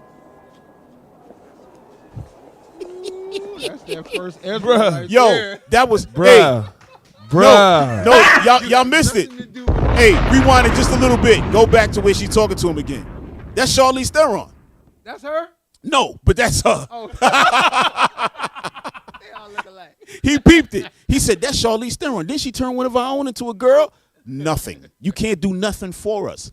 See, a lot of brothers was falling victim to this blonde hair, coming out the side of the beret and all that. And, oh, yes, you can ride with us. Let us sleep together and become as one. No, there's nothing. We have to build ourselves, gather ourselves together, saith the Lord. Right. Two scriptures. That's to never trust your enemy. Exactly. Though they go crouching. Yep. That's her going crouching right That's there. it. Sirach 12. Yep. And then first, Yeah. Malcolm X said, nothing. You have nothing to do to build with us. Nothing We at all. ourselves will build. That's it. all. That's we it. ourselves will build. All praise to the Lord. You know. So that's all we got for tonight, y'all. That's all we got for tonight. Hey, do we have the thumbnail for next week?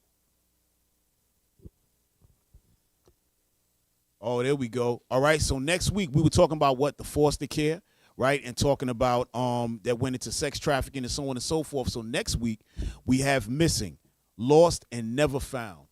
The target on our kids. And our host is going to be Shanta Sturgis because her sister went missing, right? So we don't even know if the sister was kidnapped or obviously probably that's what happened, right? So she's going to come on the show and discuss with us what happened some 20 years ago now plus.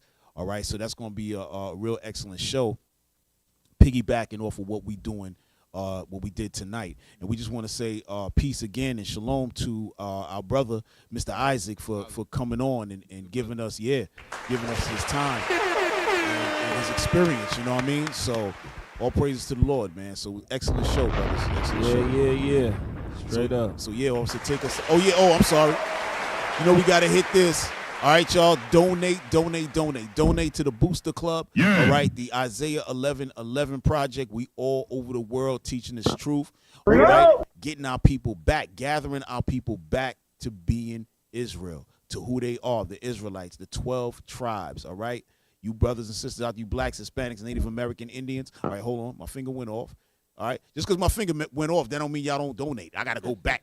Make sure y'all donate, all right? Hit that hashtag, that QR code, I'm sorry, and donate, give what y'all can, all right? Y'all see the work we putting in every week. We throw the videos up and show the brothers going all over the world, in the Caribbean, in South America, in the South Pacific Islands, in Africa, in Europe. Yes, our people over in Europe as well, right? And what y'all call the Middle East, all right? So, hey, keep pushing. That's how y'all can help us. All right? Aye, Captain! There you go. All praise. All right? So, officer, go ahead, bro. Let's go. You know what I want, don't you? This is the book of Nehemiah, chapter 13, verse 21. Then I testified against them and said unto them, Why lord ye about the wall? If ye do so again, I will lay hands on you. Yo, if you do this thing again, we got to lay hands. If you don't support the Nehemiah Squad, like, share, comment, that's it. We got to lay hands on you. Yeah. If you don't donate to the, I'm all over the place, there you go. Booster Club, then we got to lay hands on you. Yeah. Hey, this is the Nehemiah Squad. We are your hosts. I'm Officer Shim. We got Captain Zaccai, Officer Judah. This is the squad. Thank you for tuning in. We out. Most High Christ bless y'all. Shalom. Even the evil, spend holy days away from the heathen. I need a break. Yeah. I don't need a reason. I need a script. I don't need your grievance. Keep it to yourself. It's better for my health. Leave it on the shelf. Ain't hearing nothing else. Tonight and tonight, knowing the price. Pay it off with my life. Till it's out with your lights. Do it all for the Christ. And he ain't playing nice. Knew the end from the start. Fix your face like it's art. The sons of a simp, call him Bart. Yeah, you did your best, played your part. But now it's time to cut you to the heart. Flex on occasion. It's the strangest of the salvation. You see it, believe it, amazing. Them chariots coming invasion since the creation. War, mine, Lord, bless the general. Greatest nation, eat them unequivocal. Bombs dropping, buddy, cause it's biblical. Start shit, now it's time to finish. Whoa. Said he won't vote, he looking for smoke. So, we give him some more. We want the world, we breaking them down. Taking the kingdom, can't wait for the crown. We want the world, we breaking them down. Taking the kingdom, can't wait for the crown. It's the end of the world. Ain't the beginning of ours. It's the end of the world. Ain't the beginning of ours. It's the end of the world. Ain't the beginning of ours. We want the world, we breaking them down. Taking the kingdom, can't wait for the crown. It's the end of the world. I can't wait for our kingdom to start and for there to be finished. Get rid of all of their idols and lying religions. Look for the crown like an Edris. Hey, this that crown talk. Wisdom of Solomon 5 talk. This that second Edris 6 and 9. We want eyes talk. It's your time to end. And my time again. It's our time to win. Away with the sin. You know what it is. Rejoice with my kin. See that is why we repented. Go to the streets, I can see myself in it. The city is bright, the kingdom of light. A wonderful sight past the angels, the inner light. I need 1,000 years of labor. Sit on my throne with my savior. Try to know why press alone. He bring pain like major. You think the nations is equal to us? TK Kirkland, who raised you? Flex on occasion, my God a racist. That's why we moving with patience. It's been a long time coming. I spent my whole life running. Now that I'm 10 toes down and established my faith on 100. Woe to the nations, my king will race them. You know they gotta be punished. Jeremiah 25. Yeah, you know they gon' fry. Whoa. Said he won't vote, he looking for smoke. So, we give him some more. We want the world, we breaking them down. Taking the kingdom, can't wait for the crown. We want the world, we breaking them down. Taking the kingdom, can't wait for the crown. It's the end of the world. Ain't the beginning of ours. It's the end of the world. Ain't the beginning of ours. It's the end of the world. Get in the R's.